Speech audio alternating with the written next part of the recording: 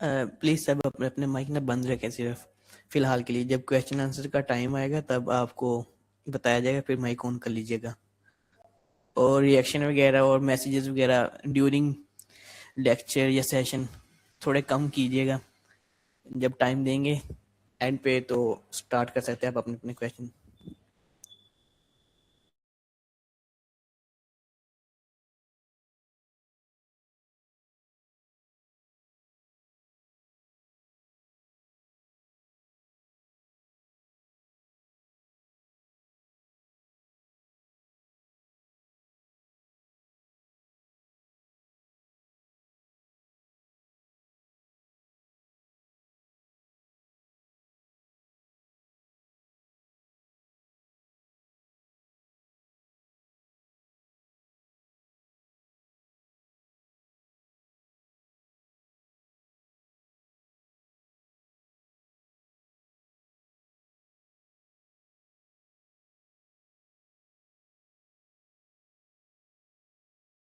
Okay, सबसे पहले मेरी आवाज सही आ रही है? कंफर्म कीजिएगा। जुल्करनैन? जी जी सही आ रही है आवाज। हाँ ठीक आ रही है। तो I have started the recording already, no worries at all. उसके अलावा हाँ, तो ये मीटिंग 1 घंटा चलेगी, ठीक है। ऑलमोस्ट 9:10:55 तक आई थिंक सो ये चलेगी। उसके बाद ये एंड हो सकती है, ठीक है। हम इसको एक्सटेंड कर लेंगे, लेकिन आपको मैं पहले इसीलिए बता रहा हूँ ताकि हम एक न्यू लिंक बना दूंगा यहाँ पर, ताकि आप वो ज्वाइन कर सकें, ताकि आपके जो क्वेश्चंस वगैरह हम ले सकें, या फिर अगर हम सेशन थोड़ा लंबा हो रहा है तो कोई मसला नहीं है, ठीक है। We wanted to give everything ताकि आप उस चीज को लेके जाएं। Okay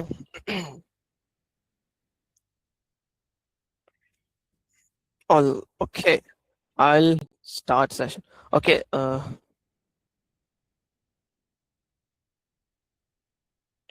I'm going to start, Zulkarnain, okay?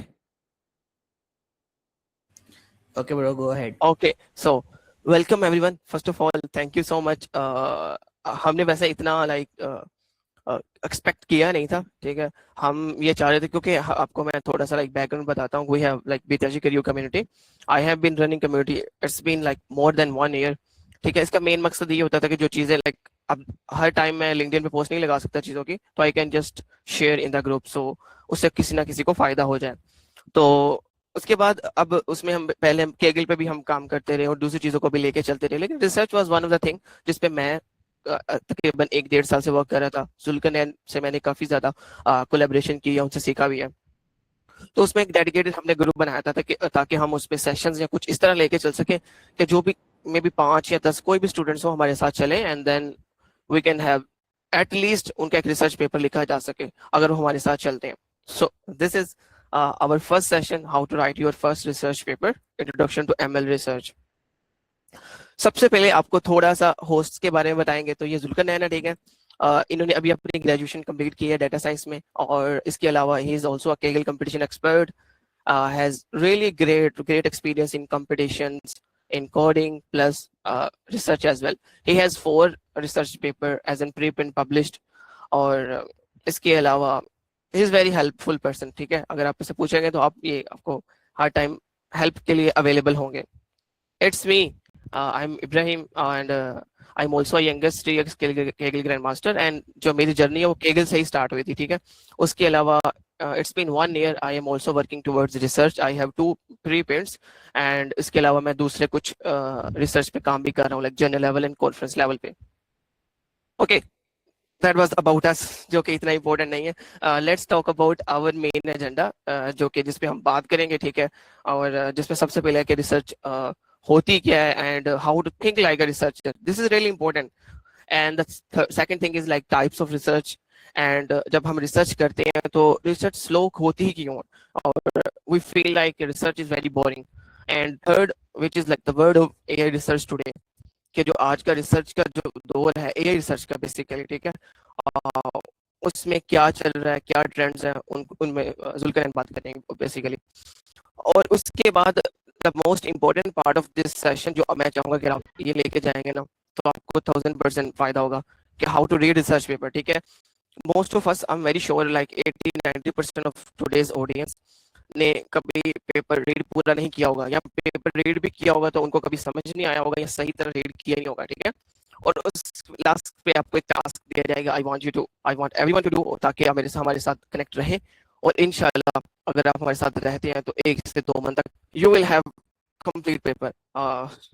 Okay, the first thing I just want you to talk about our session goal, which is like इसमें हम मेनली ये बात कर रहे हैं कि रिसर्च होती क्या है, हम रिसर्च को रीड कैसे कर रहे होते हैं अगर हमने एक पेपर किया हुआ है, और उसके बाद I will give you one home like take home task जो कि आप ग्रुप के अंदर कर रहे होंगे, और उसके बाद हम ट्राई करेंगे, हम स्प्लिटिंग कर देंगे कि अगर लेट्स से 1 से 2 वीक्स के बाद आप लोग कंसिस्टेंट वर्क कर रहे हो, so we will make separate groups. Let's say एक स्टूडेंट है जो एआई में जस्ट 1 सेकेंड, एक स्टूडेंट है जिसने कोई हेल्थ में कोई प्रॉब्लम को सॉल्व करना चाह रहा है, तो we can have group. Of course me and Julkaran will be leading all the groups, but alongside अगर हमें कोई और भी बंदा नजर आता है जो ऑलरेडी काम कर रहा है या कर चुका है, तो ऑफ कोर्स हम उसको एज एन एडमिन जो भी उसको सीट देना चाहे देंगे, ठीक है। Okay, next this is about the mindset, ठीक है। इस पे मैं बड़ी एक इम्पोर्टेंट बात करना चाहूंगा।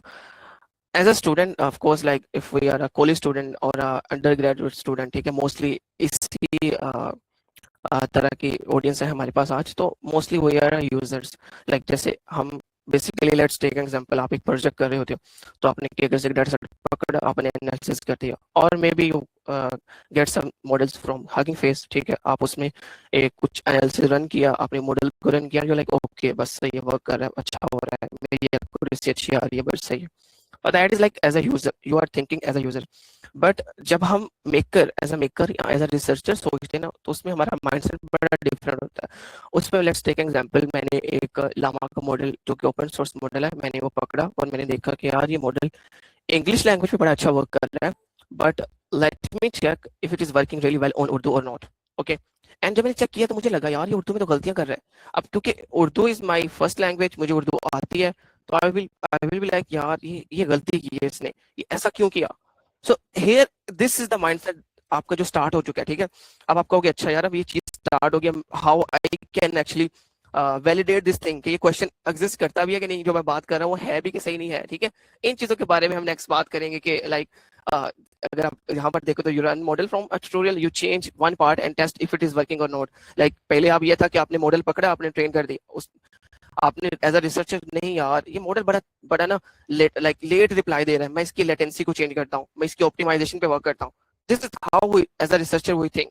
The user finds an answer that already exists, the maker create one that doesn't exist yet। Okay, now this is very important कि रिसर्च की डेफिनेशन होती क्या है, एंड ऑफ कोर्स किसी का जो क्वेश्चन वगैरह होंगे ना हम एंड पे जरूर ले लेंगे। अभी के लिए थोड़ा थ्योरेटिकल पार्ट है, फिर हम प्रैक्टिकल पार्ट पे भी आ जाएंगे, ठीक है। सो डोंट वरी, थोड़ा थोड़ा ये बोरिंग रहेगा, लेकिन आई होप आप हमारे साथ रहेंगे तो आपको उसका फायदा होता रहेगा। Okay okay,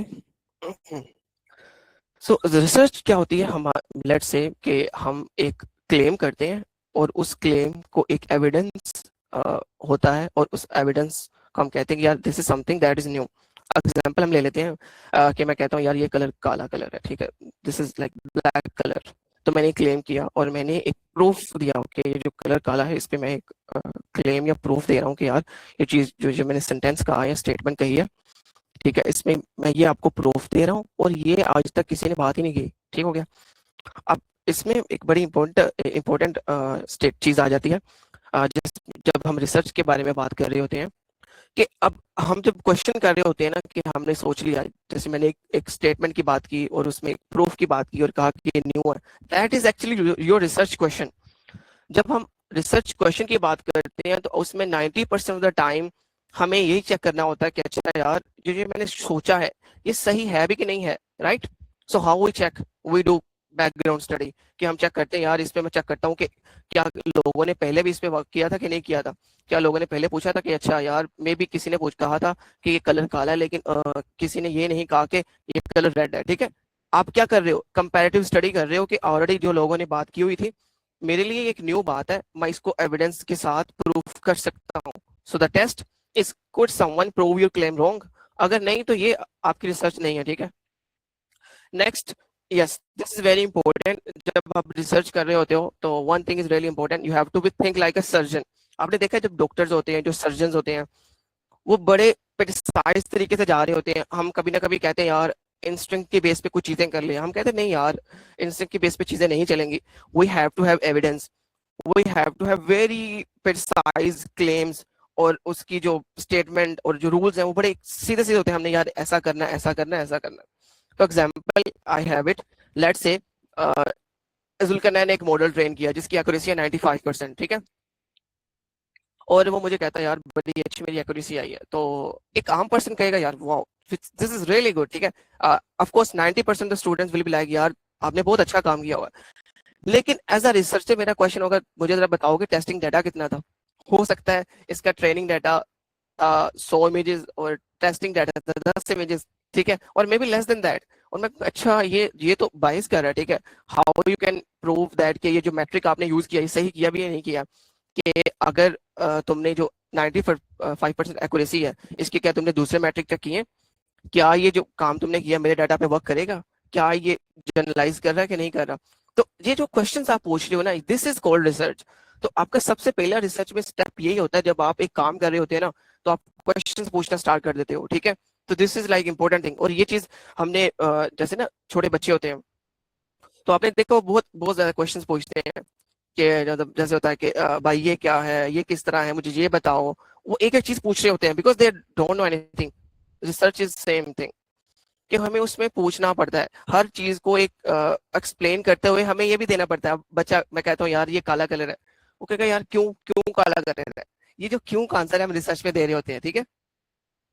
okay, one thing that I just wanted to clear के मोस्ट ऑफ द स्टूडेंट्स जो कि हमारे अंडर ग्रेजुएट में होते हैं, रिसर्च को वो एक सिंपल आर्टिकल के फॉर्मेट में समझ लेते हैं कि यार मैंने एक सिंपल सा आर्टिकल लिख दिया है, जो कि may be it is something new, may be उसमें आपने कोई एक एनालिसिस किया है, उसमें तुमने कुछ अच्छी एक्यूरेसी निकाल ली है, but this is not a research. क्योंकि रिसर्च भी इटसेल्फ, जब हम रिसर्च कर रहे हो तो उससे भी कुछ रूल्स एंड रेगुलेशंस होते हैं, ठीक है।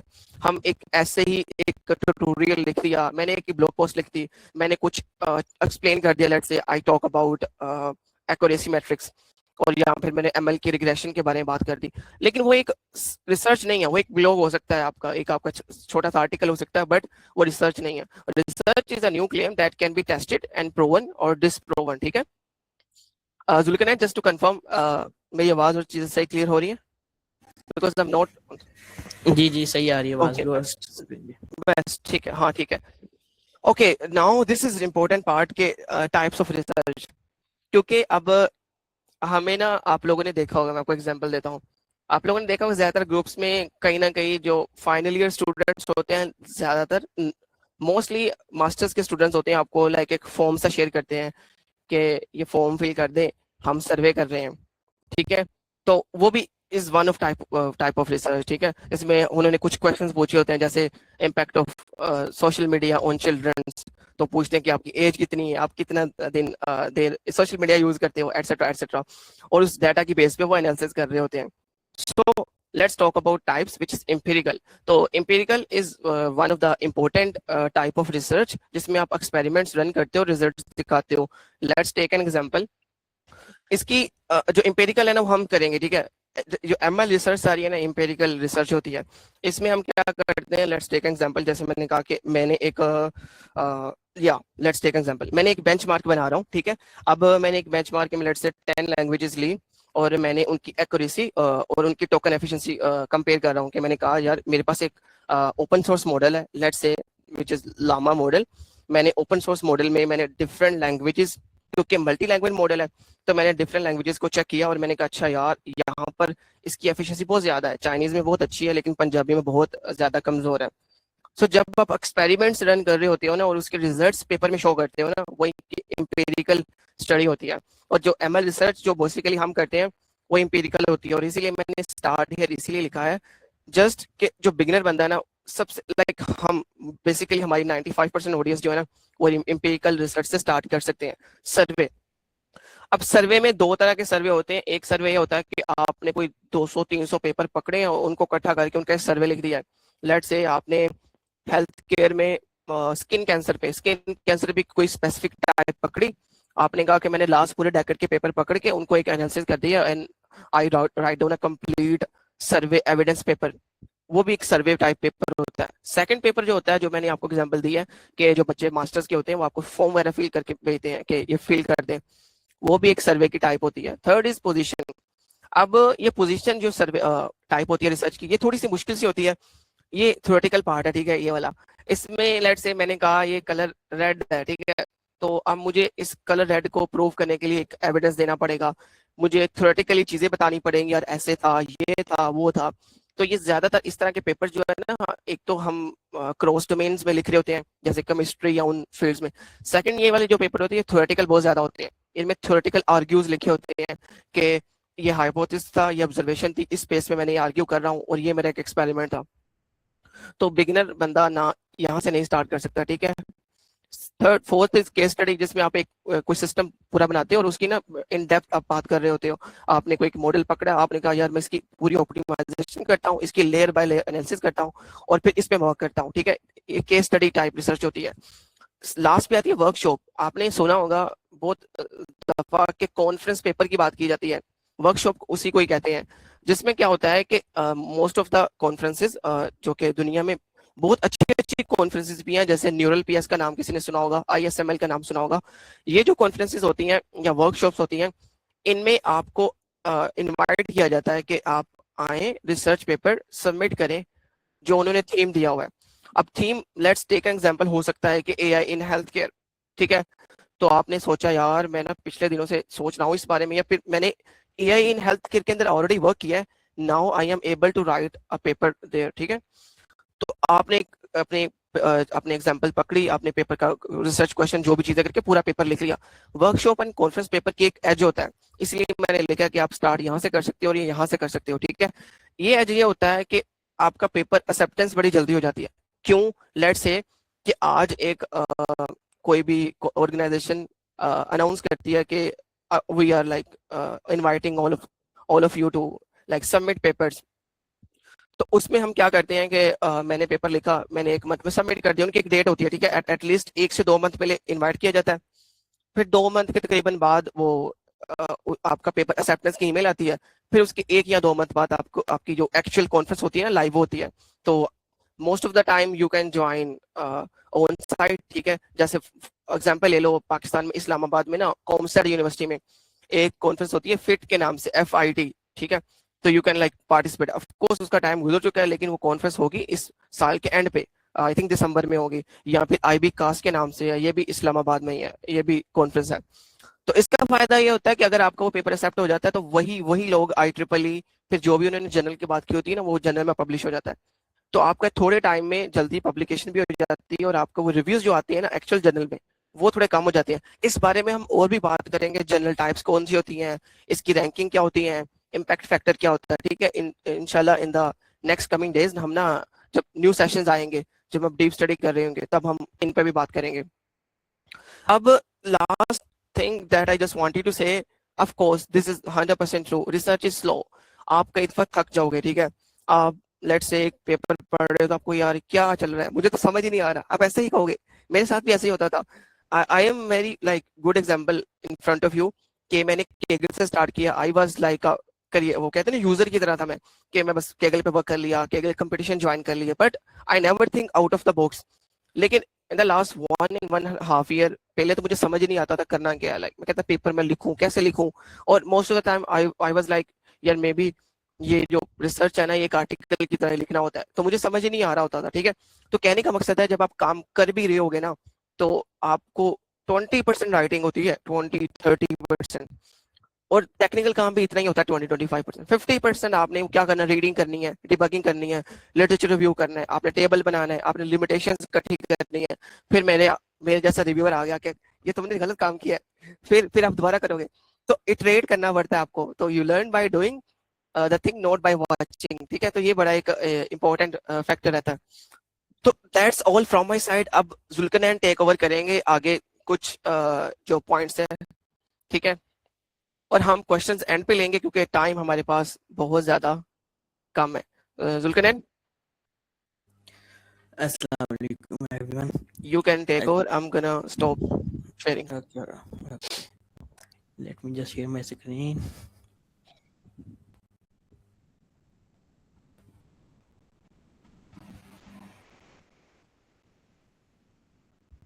Yes, I can see your screen. Okay, सबसे पहले तो एक चीज के क्वेश्चन जैसे इब्राहिम भाई ने कहा है कि आखिर पे हम जवाब देंगे इंशाल्लाह सबके, तो जवाब वो आपको मिलेंगे, ठीक है ना। हाँ, मतलब अगर ये मीटिंग जैसे मैंने बताया खत्म हो भी जाती है ना, मैं आज 5 मिनट पहले आपको, आपकी जिन्होंने ये वो किया हुआ है ना, ये टोमेट का जो बुकिंग की है, उनको हम डायरेक्ट ईमेल भी कर देंगे, नहीं तो मैं इस जी मीटअप की चैट में भी आपको न्यू मीटिंग का लिंक शेयर कर दूंगा, ठीक है। Don't worry about that, we are here, ठीक है। बस आप लोग नहीं थकने चाहिए। सो या जुल्कनैन, नेक्स्ट स्लाइड। ओके, एक सेकंड। अच्छा, तो इब्राहिम भाई ने यहाँ तक बताया कि रिसर्च स्लो है, ठीक है, रिसर्च स्लो ही है, लेकिन अगर आप इसको डेली 2 से 3 घंटे देंगे तो 1-2 मंथ में आप ये काम कर सकते हैं, ठीक है। ये चीज़ बस मैंने पॉइंट आउट करनी थी। और इसके अलावा एक पीछे एक और स्लाइड पे एक चीज़ और पॉइंट आउट करना चाह रहा था मैं, लाइक, अच्छा, टाइप ऑफ रिसर्च। इसमें एक चीज़ है सर्वे रिसर्च। अब आप इसको रिसर्च की डिफाइन देखेंगे, रिसर्च की डिफाइन क्या है। हमने पीछे डिफाइन क्या देखी थी रिसर्च की, one clear claim, proof, something new, ठीक है।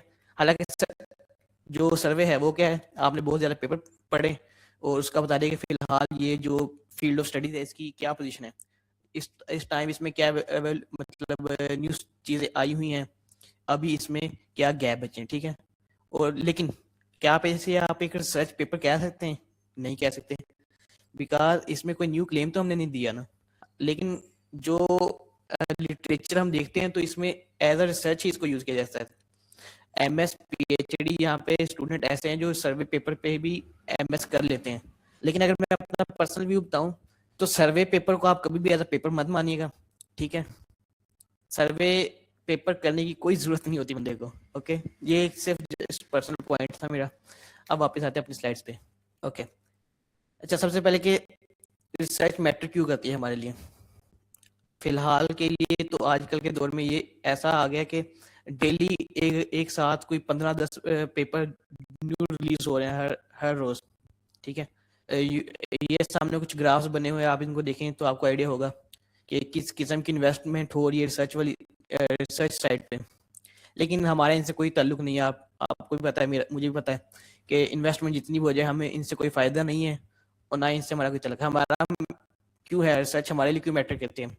सिंपल सी बात है, हम मास्टर्स के लिए अप्लाई करना चाहते हैं, PhD के लिए अप्लाई करना चाह रहे हैं, तो हमारी रिसर्च मैटर करती है। जितनी ज़्यादा हमारे पास सर्च होगी, प्रूफ होगा, प्रूफ ऑफ कंसेप्ट होगा, मास्टर के चांसेस इंक्रीज होंगे हमारे, उसके बाद PhD के भी चांसेस इंक्रीज होंगे। तो हमारे लिए सिर्फ यही मैटर करता है, ये नंबर, ये फैक्ट और फिगर्स मैटर करती हैं रियल वर्ल्ड, ओके। हमारे लिए कोई मैटर नहीं करती। इसके अलावा एक और चीज़ है कि इब्राहिम भाई के कम्युनिकेशन स्किल का आपको आइडिया होगा, उसके कम्युनिकेशन स्किल कितने अच्छे हैं। मुझसे ही थोड़ी उम्मीद कम रखिएगा, मेरे कम्युनिकेशन स्किल इतने अच्छे नहीं है, लेकिन टेक्निकल पार्ट मुझे थोड़ा सा ज़्यादा मे भी आता हो, okay. Now, Nah, it's okay, like you are good, don't worry. Don't worry, like it's not like that. देखो, ऐसा नहीं होता हर कोई, मैंने जैसे बताया कि I just wanted to say one thing, I learned a lot from Zulkarnain, ठीक है। जारी बात है, मैंने चीज़ें खुद करता आ रहा था, लेकिन आपको यही बताना चाह रहा हूँ कि ये मेरे लिए सीनियर की तरह है, ठीक है। हम तकरीबन सेम बैच के हैं, सेम स्टेज के हैं, तो इसलिए हल्के नहीं लेना, वो जो बता रहे हैं उन चीज़ों पे फोकस करना, अच्छी चीज़ें बताएंगे। जैसे सर्वे वाले एग्जांपल आपको दिए ना, गो अहेड जुल्करनैन। ओके, अच्छा, यहाँ पे ऊपर लिखा है 3 ways to work with AI। अब यहाँ पे लफ्ज़ AI हमने यूज़ किया हुआ है। यहाँ पे हमें क्या करना चाहिए, यहाँ पे मैं कहना चाह रहा हूँ ये कि किसी भी डोमेन में काम करने के 3 तरीके होते हैं, लाइक टोटल 3 तरीके होते हैं जिसमें हम काम कर सकते हैं किसी भी डोमेन। AI का वर्ड यहाँ पे क्या यूज हो रहा है, एज अ डोमेन। अब रिसर्च में जब भी आप काम स्टार्ट करेंगे तो आपको अंडरस्टैंड करना पड़ेगा कि आपकी डोमेन क्या है। और डोमेन ये नहीं आप कह सकते कि मेरी डोमेन है मशीन लर्निंग, मशीन लर्निंग कभी एक डोमेन नहीं हो सकती। हाँ, बल्कि अगर आप इसको डोमेन कह भी लें, आप कभी भी मशीन लर्निंग में अकेला काम नहीं कर सकते। आप क्या करेंगे, उसके अंदर सब डोमेन फाइंड करेंगे, ठीक है। सब डोमेन आपकी क्या हो सकती है, machine learning in health care या कुछ भी, ओके। बात यह है कि इसमें काम करने की 3 तरीके। सबसे पहले तो लर्निंग, हमारे पास सिंपल सी बात है, एक बंदा काम क्या कर रहा है, वो कोर्सेज ले रहा है, पेपर पढ़ रहा है, टेक्स्ट बुक पढ़ रहा है, सिंपली वो लर्निंग है उसकी। दूसरी चीज़ हम क्या कर सकते हैं, हम बिल्ड कर सकते हैं। बिल्ड हम क्या कर सकते हैं, हमने जो भी लर्न किया उसको अप्लाई करें, एक ऐप बनाए, एक वेब ऐप बनाए, जो भी बना के उसको डिलीवर करें, ये है इंजीनियरिंग पार्ट। अब ये दोनों चीजें अगर आपको आती हैं तो आप थर्ड पार्ट पे मूव कर सकते हैं। वो थर्ड पार्ट हमारा क्या है? Research, main focus. Okay, research क्या है? Creating new knowledge. सो हम रिसर्च किस तरह स्टार्ट करते हैं, आप नीचे पॉइंट्स देखें। Hypothesis, experiment, new method, publishing. First करें, मैं बैठा हूँ, आज मेरे जहन में ख्याल आया लाइक क्या हम कैंसर की एग्जांपल अगर हम कह लें, कैंसर की एग्जांपल देख लें। मैंने एक हाइपोथेसिस बनाना है। हाइपोथेसिस मेरा क्या है? मैं अपने एक पर्सनल प्रोजेक्ट की एग्जांपल आपको दे रहा हूँ। फाइनली प्रोजेक्ट मेरा ये था, लाइक जस्ट मुझे एक आइडिया आया था। आइडिया को हम अपना हाइपोथेसिस किया। आइडिया ये था कि क्या हम कैंसर की एक टाइप से लर्न करके मॉडल को दूसरी टाइप पर ट्रांसफर कर सकते हैं। लाइक फर्ज करें हमने एक मॉडल बनाया जो लंग कैंसर को आइडेंटिफाई करता है। हमने चाहा कि मैं इसको आइडेंटिफाई करवाना चाह रहा हूँ, इसी मॉडल से आइडेंटिफाई करवाना चाह रहा हूँ सेल लेवल की स्लाइड्स जो होती हैं, लाइक सेल लेवल पे कैंसर जो है।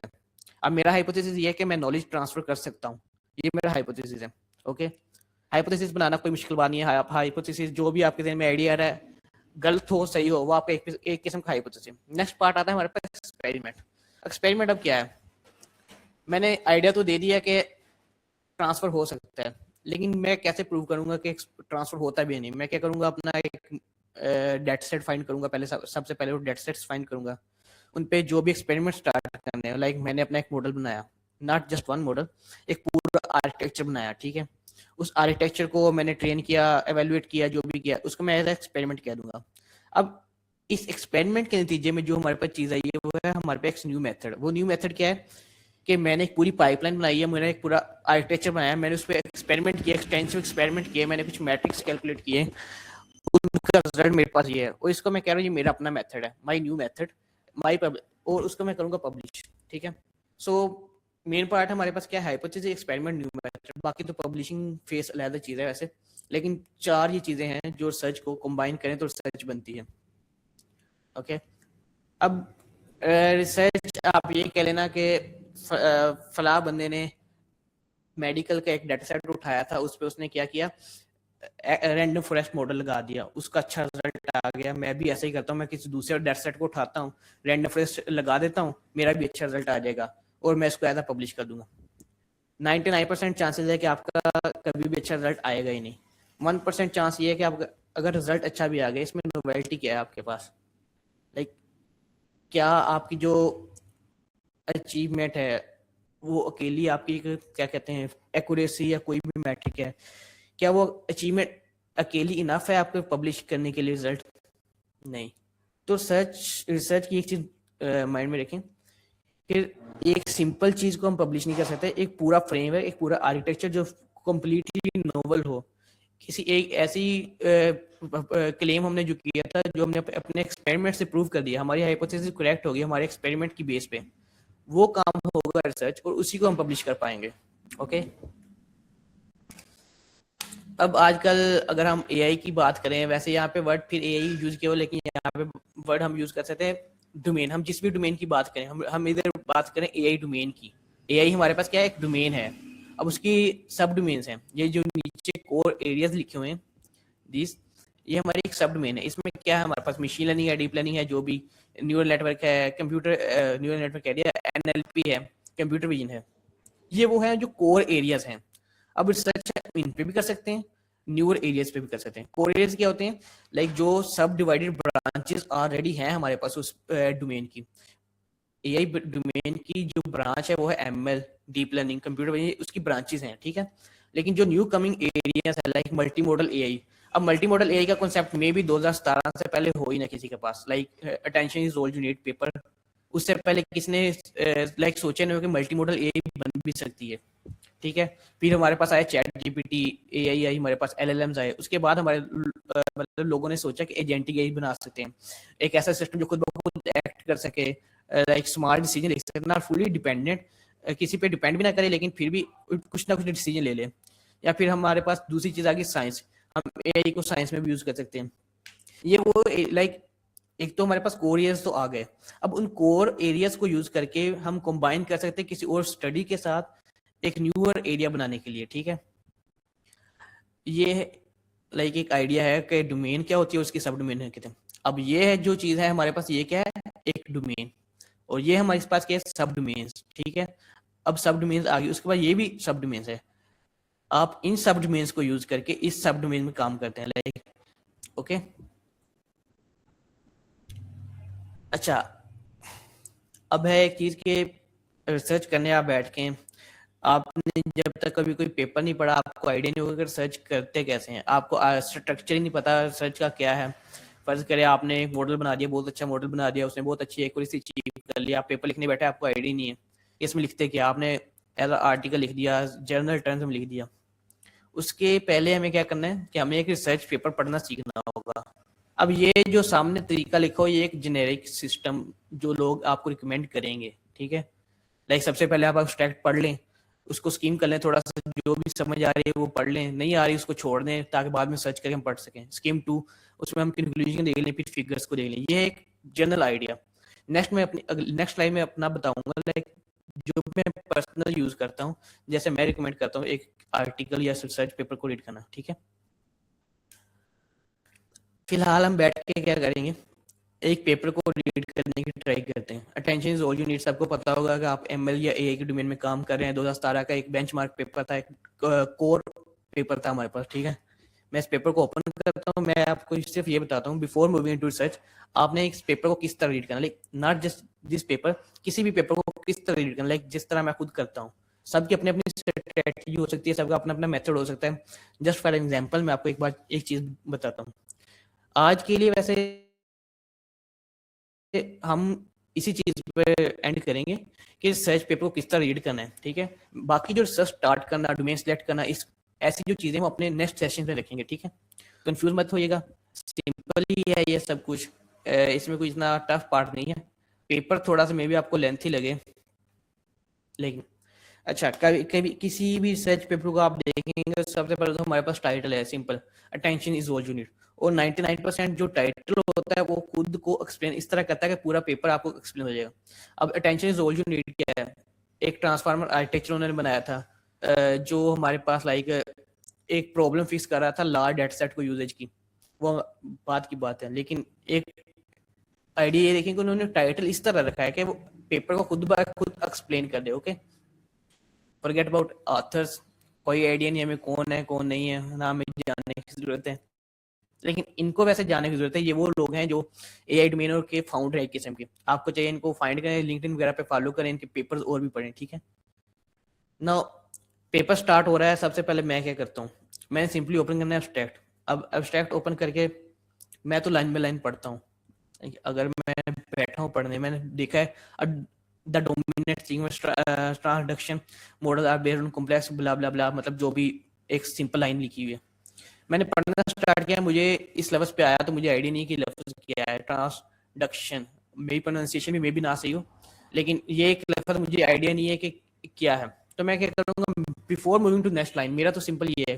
कुछ लोग कहते हैं कि नोट कर लें या हाईलाइट कर लें, बाद में जाके वो कर लें, लेकिन मैं खुद ये बिलीव करता हूँ जब तक आपको पिछले लफ्ज का मान ही ना पता हो, आप आगे मूव कर ही नहीं सकते। आपको पता नहीं चलना है कि आगे हो क्या रहा है, ठीक है। आपने क्या करना है, सिंपल इस लफ्ज को नोट नहीं करना, पहले जाके इसको देखें कि ये लफ्ज है क्या, लफ्जी मानी देखें, एआई डोमेन में इसका मतलब क्या है, ठीक है। ओके, नेक्स्ट आ गया इनकोडर डिकोडर्स। अब ये भी आप देखें कि इसको हमें आइडिया नहीं है किसी को, पहले जाके ये चीज देखें। तो सिंपल लाइन बाय लाइन लेके चलना है, ओके। मैंने सबसे पहले क्या करता हूँ, एब्स्ट्रैक्ट पढ़ लिया, scroll down scroll down scroll down, कुछ नहीं देखता मैं अगर आप मैथ देखने बैठ जाएंगे तो आप कंफ्यूज हो जाएंगे, आपको पेपर पढ़ने को दिल ही नहीं करेगा, ओके। स्क्रॉल डाउन करें, सिंपल जाएंगे कंक्लूजन पे। आप इस पेपर का कंक्लूजन क्या है, कंक्लूजन में उन्होंने सिंपल ये बताया है कि ये पेपर जो हमने लिखा है, ये हमने एक ट्रांसलेशन टास्क के लिए एक मॉडल बनाया था जो लार्ज डेटा सेट को ट्रेन कर सकता है, ओके। हमें पता चल गया कि इन्होंने एक न्यू ट्रांसफर एक आर्किटेक्चर बनाया है जिससे प्रॉब्लम क्या सोल्व किया इन्होंने, एक बहुत अच्छा ट्रांसलेशन टास्क मॉडल बनाया है।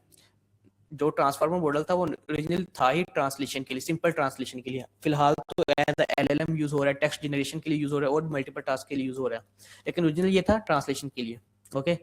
ओके, मैंने एक बार पढ़ लिया, आइडिया हो गया मुझे पेपर में प्रॉब्लम क्या थी। प्रॉब्लम को अब कहाँ से पता चला है, ये पहली 2 लाइनों से पता चल गया।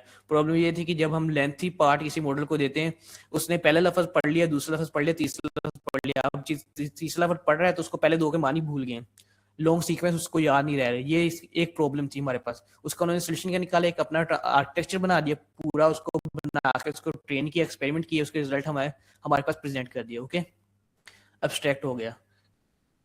एब्स्ट्रैक्ट में हमें क्या पता चल रहा है, एब्स्ट्रैक्ट में हमें प्रॉब्लम स्टेटमेंट मिल रही है, सोल्यूशन मिल रहा है, और उसके इम्पैक्ट्स और उसके मैट्रिक्स मिल रहे हैं। ठीक है, नाउ मोस्टली अगर आप देखें तो इम्पैक्ट एब्स्ट्रैक्ट के अंदर ही आपको लिमिटेशंस भी मिल जाती हैं। लिमिटेशंस क्या होती हैं, ये बात की बात है, मैं आपको बात बताता हूँ, क्योंकि लिमिटेशन और गैप ये दो चीजें हैं जो लोग आपस में कंफ्यूज कर लेते हैं। ओके, ना हमने पेपर पढ़ना सीख रहे थे, हमने एब्स्ट्रैक्ट पढ़ लिया, हमें आइडिया हो गया, अब हम स्टार्ट करें इंट्रोडक्शन से। सेम वही मेथड लेके चलें, इंट्रोडक्शन पढ़ लें जैसे भी पढ़ना है, एआई से पूछें, पैराग्राफ पहले आप खुद पढ़ा, जो मतलब नहीं आ रहा है उसको एआई को दें, जब फिर भी समझ नहीं आ रही खुद उठाएं दोबारा उसको एआई को दें। ओके, रिसर्च पेपर पढ़ने का तरीका, नीचे आते जाए आते जाए आते जाए। अब इसमें आपको सबसे कॉम्प्लेक्स चीज क्या मिलेगी, या तो फिगर्स मिलेंगी, कॉम्प्लेक्स मतलब आपको जो भी मुश्किल होगी सीखने में या पढ़ने में, फिगर्स मिलेंगे आपको। फिगर्स में लेकिन मोस्टली ये होगा कि फिगर्स के ऊपर जो पैराग्राफ होगा मोस्टली उसमें सारा कुछ डिफाइन होगा। ठीक है, उसके अलावा हमारे पास क्या चीज आती है, मैथ। अब मैथ वो चीज़ है जो रिसर्च पेपर्स में बहुत ज़्यादा यूज होती है। लाइक अगर आप 100% कह रहे हैं रिसर्च पेपर है, तो उसमें 33% टू 40% जो है मैथ है, उसके बाद नेक्स्ट 20% आप कह लें मैट्रिक्स, मैथ, नंबर्स, टर्म्स हैं और या फिगर्स हैं। बाकी जो हमारा टेक्स्ट पार्ट है, एक्सप्लेनिंग पार्ट है, वो चीज़ है। ओके, सो मैथ बहुत बड़ा पार्ट है रिसर्च का, और डी मैथ आनी भी चाहिए before entering in research. Okay, ये एक आप कह लें कि उसकी प्री रिक्वेस्ट है, प्री रिक्वायरमेंट है। तो डीप मैथ, डीप स्टैट, ये दो चीज़ें हमें आनी चाहिए। मैथ समझने का तरीका भी यही है, सबसे पहले तो ये समझे नॉट लाइक दिस कि आपने पूरी क्वेश्चन को उठाया, चैट जीपीटी को दे दिया कि क्वेश्चन क्या कर रही है। हालांकि इसमें कुछ ऐसे लफ्ज हैं जो आपको पहले लफ्जों का मतलब नहीं पता होगा, लाइक अटेंशन क्या है, सॉफ्टमैक्स क्या है, ये क्या चीजें हैं। तो लफ्ज बाय लफ्ज पहले देखें, फिर उसको लेके जाए एज एन इक्वेशन की तरफ। ओके, नाउ अगर आप सिंपल इस तरह करते आए, आपने सारा पेपर पढ़ लिया, एक दिन पढ़ लिया आपने, आपको मे बी 5% 10% आइडिया हो गया कि पेपर ये था, ये उसका आया है जवाब। ठीक है, आप फिलहाल इस काबिल नहीं हुए फिलहाल कि आप पूरा पेपर अंडरस्टैंड कर सकें। नेक्स्ट वीक दूसरा पेपर पढ़ें, नेक्स्ट वीक तीसरा पेपर पढ़ें। हर वीक अगर आप 2 से 3 पेपर पढ़ते जाएंगे तो आहिस्ता आहिस्ता आपकी आदत बन जाएगी, आपको मैथ भी पढ़नी आ जाएगी। उसके अलावा ये कि सर्च पेपर पढ़ने से आपको जो नॉलेज आता है ना, वो आपको प्रैक्टिकल कोर्सेज से नहीं आएगा। लाइक प्रैक्टिकल कोर्सेज में आपको डिफाइन बता देंगे सेल्फ टेस्टिंग होती क्या है, लेकिन आपको ये नहीं बताएंगे प्रैक्टिकली यूज कैसे हो रही है। ठीक है, प्रैक्टिकली अगर यूज हो रही होगी तो वो जेनेरिक एग्जांपल लेंगे, लेकिन अगर रिसर्च पेपर के अंदर आप देखेंगे सेल्फ टेस्टिंग किस तरह यूज हो रही है, पूरी इतनी डिटेल के साथ उन्होंने लिखा हुआ है। अगर आप इस चीज को समझ लें सेल्फ टेस्टिंग किस तरह यूज हो रही है, आपको पेपर का 90% मतलब आइडिया हो जाएगा।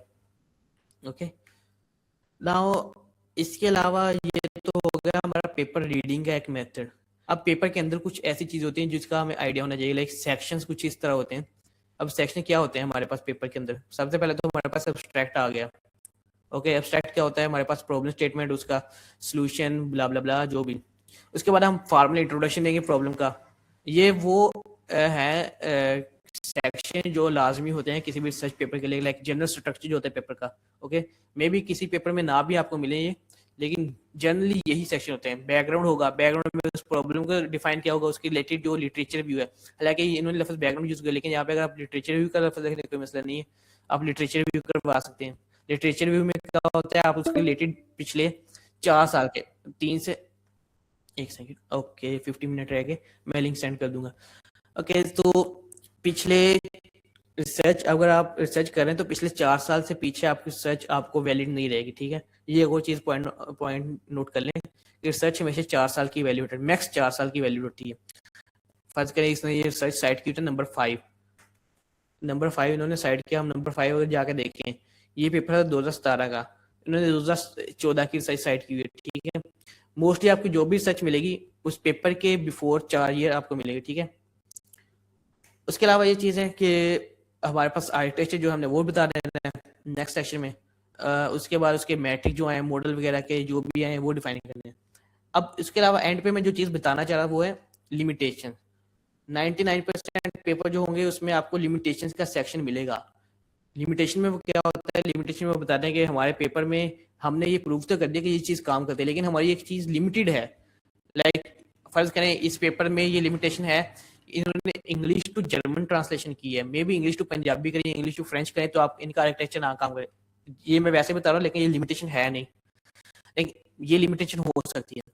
या ये लिमिटेशन हो सकती है कि इनका मॉडल जो 3.5 दिन जीपीयू पे ट्रेनिंग चलता रहा, attention is all you need जो मॉडल इन्होंने बनाया था वो 3.5 डे जीपीयू पे चला था। मुझे याद नहीं कि कौन सा जीपीयू था, लेकिन 3.5 डे जीपीयू पे चला था। ओके, ये एक लिमिटेशन है। अब इम्पोर्टेंट बात ये है यहाँ पे, हर लिमिटेशन गैप नहीं होती और ना हर गैप लिमिटेशन होता है। ओके, कैसे इंग्लिश टू उर्दू ट्रांसलेशन वो कर दें, अब क्या कहें कि ठीक हो गया जी, इन्होंने प्रूव कर दिया। अगर इंग्लिश टू पंजाबी करें ठीक हो गया, लेकिन यहाँ पे तो बहुत ज्यादा लैंग्वेजेस हैं, क्या वो हर चीज को टैकल कर सकते हैं, हर चीज को ट्रांसलेट कर सकते हैं? नहीं कर सकते। तो ये किसी की लिमिटेशन है। इनकी लिमिटेशन क्या होती है? लिमिटेशन एक ऐसी चीज होती है जिसके हमारे पास रिसोर्सेज ना हो। हमारे पास डेटा सेट की कमी है, ये एक लिमिटेशन है। हमारे पास जीपीयू की कमी है, एक लिमिटेशन है। ओके, अब गैप क्या है? गैप ये हो सकता है, इंग्लिश टू जर्मन इनका ट्रांसलेशन का स्कोर आया लाइक 80%, फर्ज करें इंग्लिश टू उर्दू आया 80%, इंग्लिश टू पंजाबी जब आया तो सीधा नीचे ड्रॉप हो गया 40%। वाई? मे बी उसके सिमेंटिक्स अलग हों, या मे बी वो उस लैंग्वेज में कोई ऐसे एलिमेंट्स यूज हुए जो बाकी लैंग्वेज में यूज नहीं हुए। फर्ज करें इंग्लिश में हमने फुल स्टॉप यूज किया, उर्दू में हमने डॉट यूज किया, या वो क्या कहते हैं कोलन, जो भी। पंजाबी में मे बी वो ना हो, लाइक पूरा स्ट्रक्चर उसका चेंज हो गया। ठीक है, या एक हम अर्थ की लैंग्वेज को लेकर चल रहे थे, या अचानक से कोई एलियन लैंग्वेज आ गई है, तो ये एक लिमिटेशन, ये एक गैप हो सकता है कि उसको टैकल हमारा मॉडल नहीं कर रहा, ये जनरलाइज है इन लैंग्वेज पे। ओके, ये एक हो गई इसकी लिमिटेशन। अब दूसरी लिमिटेशन क्या हो सकती है?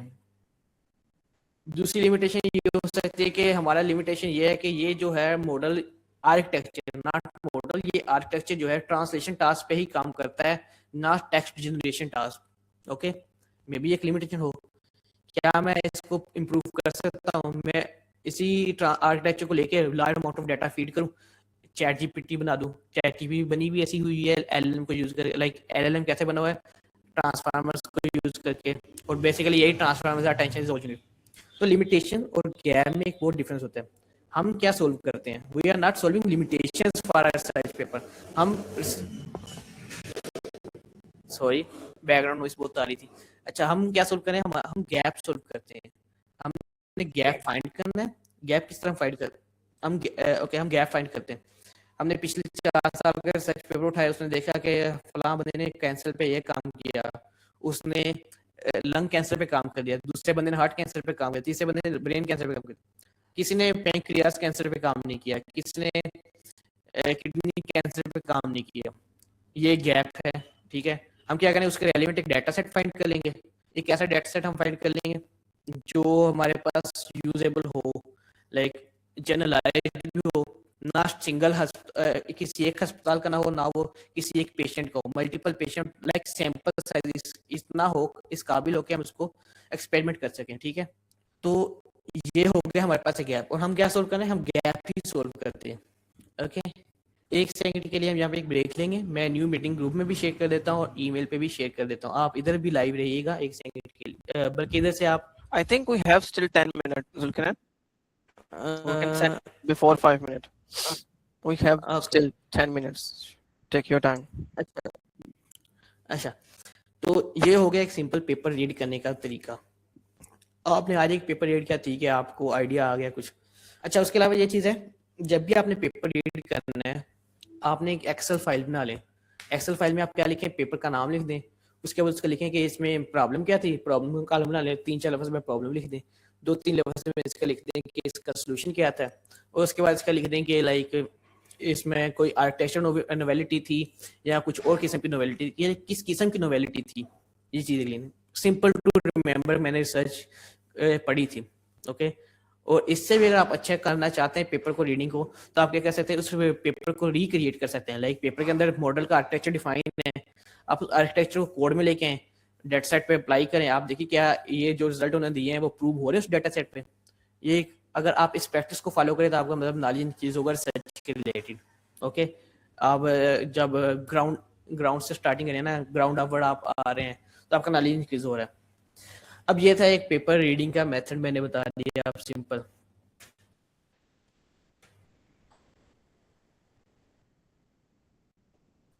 ओके, इसके बाद एक, ये तो मेरा पर्सनल मेथड था, मैं कैसे रीड कर रहा हूँ, मैं लाइन बाय लाइन रीड कर रहा हूँ, उसके बाद मैं वर्ड बाय वर्ड रीड कर रहा हूँ। पहले एब्स्ट्रैक्ट पढ़ता हूँ, फिर कंक्लूजन, उसके बाद दरम्यान वाले सेक्शन रीड करता हूँ, फिर फिगर्स को देखता हूँ, फिर मैथ को देखता हूँ। ठीक है, ये मेरा अपना मेथड। उसके बाद इब्राहिम भाई का अपना मेथड, वो आपको बताना चाहेंगे अपने पेपर के, अपना पेपर उनका नहीं, लेकिन मतलब किस तरह वो अपने पेपर को रीड करते हैं। Yes, okay. Okay, for that हमने न्यू लिंक ही शेयर कर देता हूँ। मैं जुल्कनैन आपको लिंक दे रहा हूँ। Okay, first of all let me just give me second. मैं मीटिंग के अंदर शेयर कर रहा हूँ, न्यू मीटिंग लिंक। आप सब एक लोग लिंक इस मुझे, ये वाला लिंक जो मैंने शेयर किया ना, इसमें सब रिक्वेस्ट कर दें, ठीक है। I will leave this meeting. Okay, okay आप सब लोग, और ये वाला लिंक ग्रुप में भी शेयर कर दो जुल्कनैन, और इसको टॉपमेट से भी अगर शेयर करना है तो कर दो। I am gonna leave okay this, will be there. Okay okay. सब लोग दूसरी मीटिंग ज्वाइन कर लें, इसको लीव कर सकते हैं आप, दूसरी मीटिंग ज्वाइन कर लेना, मैं बाद में आपको बता। जस्ट एक मिनट, हाँ सही है, बस करते हैं, फिर हम क्वेश्चंस भी ले लेंगे। सर इसे पब्लिक कर दे तो आपके लिए भी इजी हो जाएगा। अब पब्लिक करने लगा था, not public.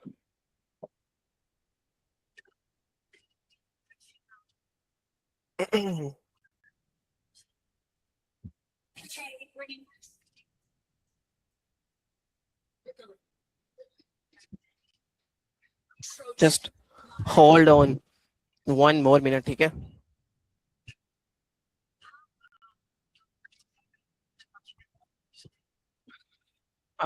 Still, why it's still asking my English ask me the call with the.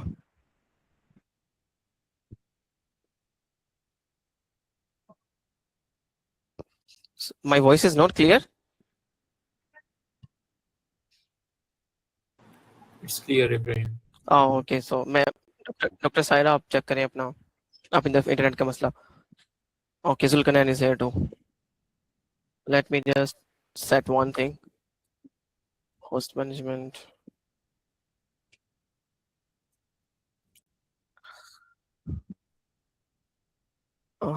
Okay, I'll start.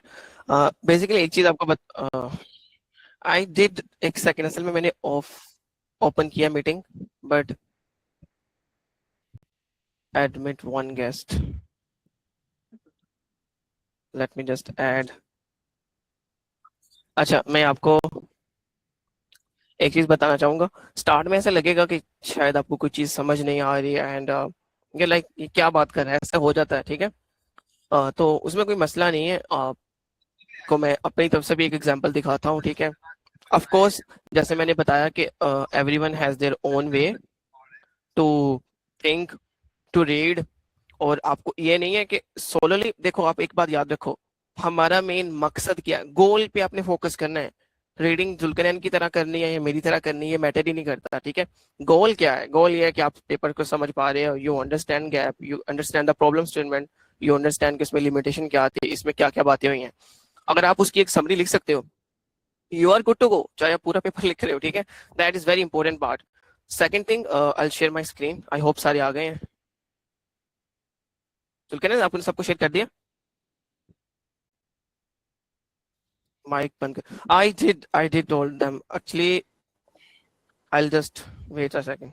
जी जी, एक सेकंड में बस वो लिंक सेंड कर दिया, बस एक सेकंड में भी वापस आ रहा हूँ मीटिंग में। Sure, okay, sure. Meeting share start करें आप बस। It's okay.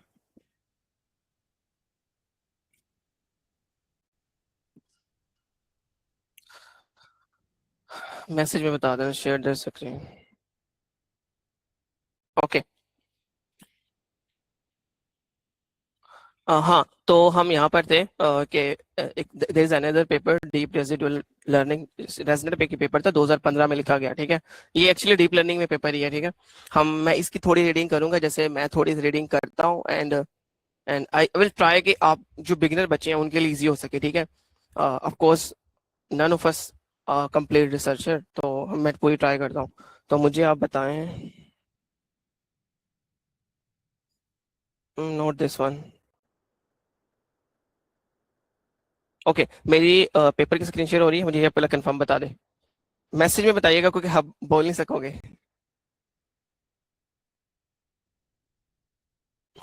Okay, thank you. Okay, तो पेपर में जैसे जुल्कन ने कुछ चीजें बताई हैं, अब मैं कुछ अपने पॉइंट ऑफ व्यू से बताऊंगा और आपको I think this is one important thing जो मैं आपको वेरी इंपॉर्टेंट थिंग बताऊंगा, जो आपको मजा भी आएगा जब आप कर रहे होगे, जो नोटिस भी करनी चाहिए, ठीक है।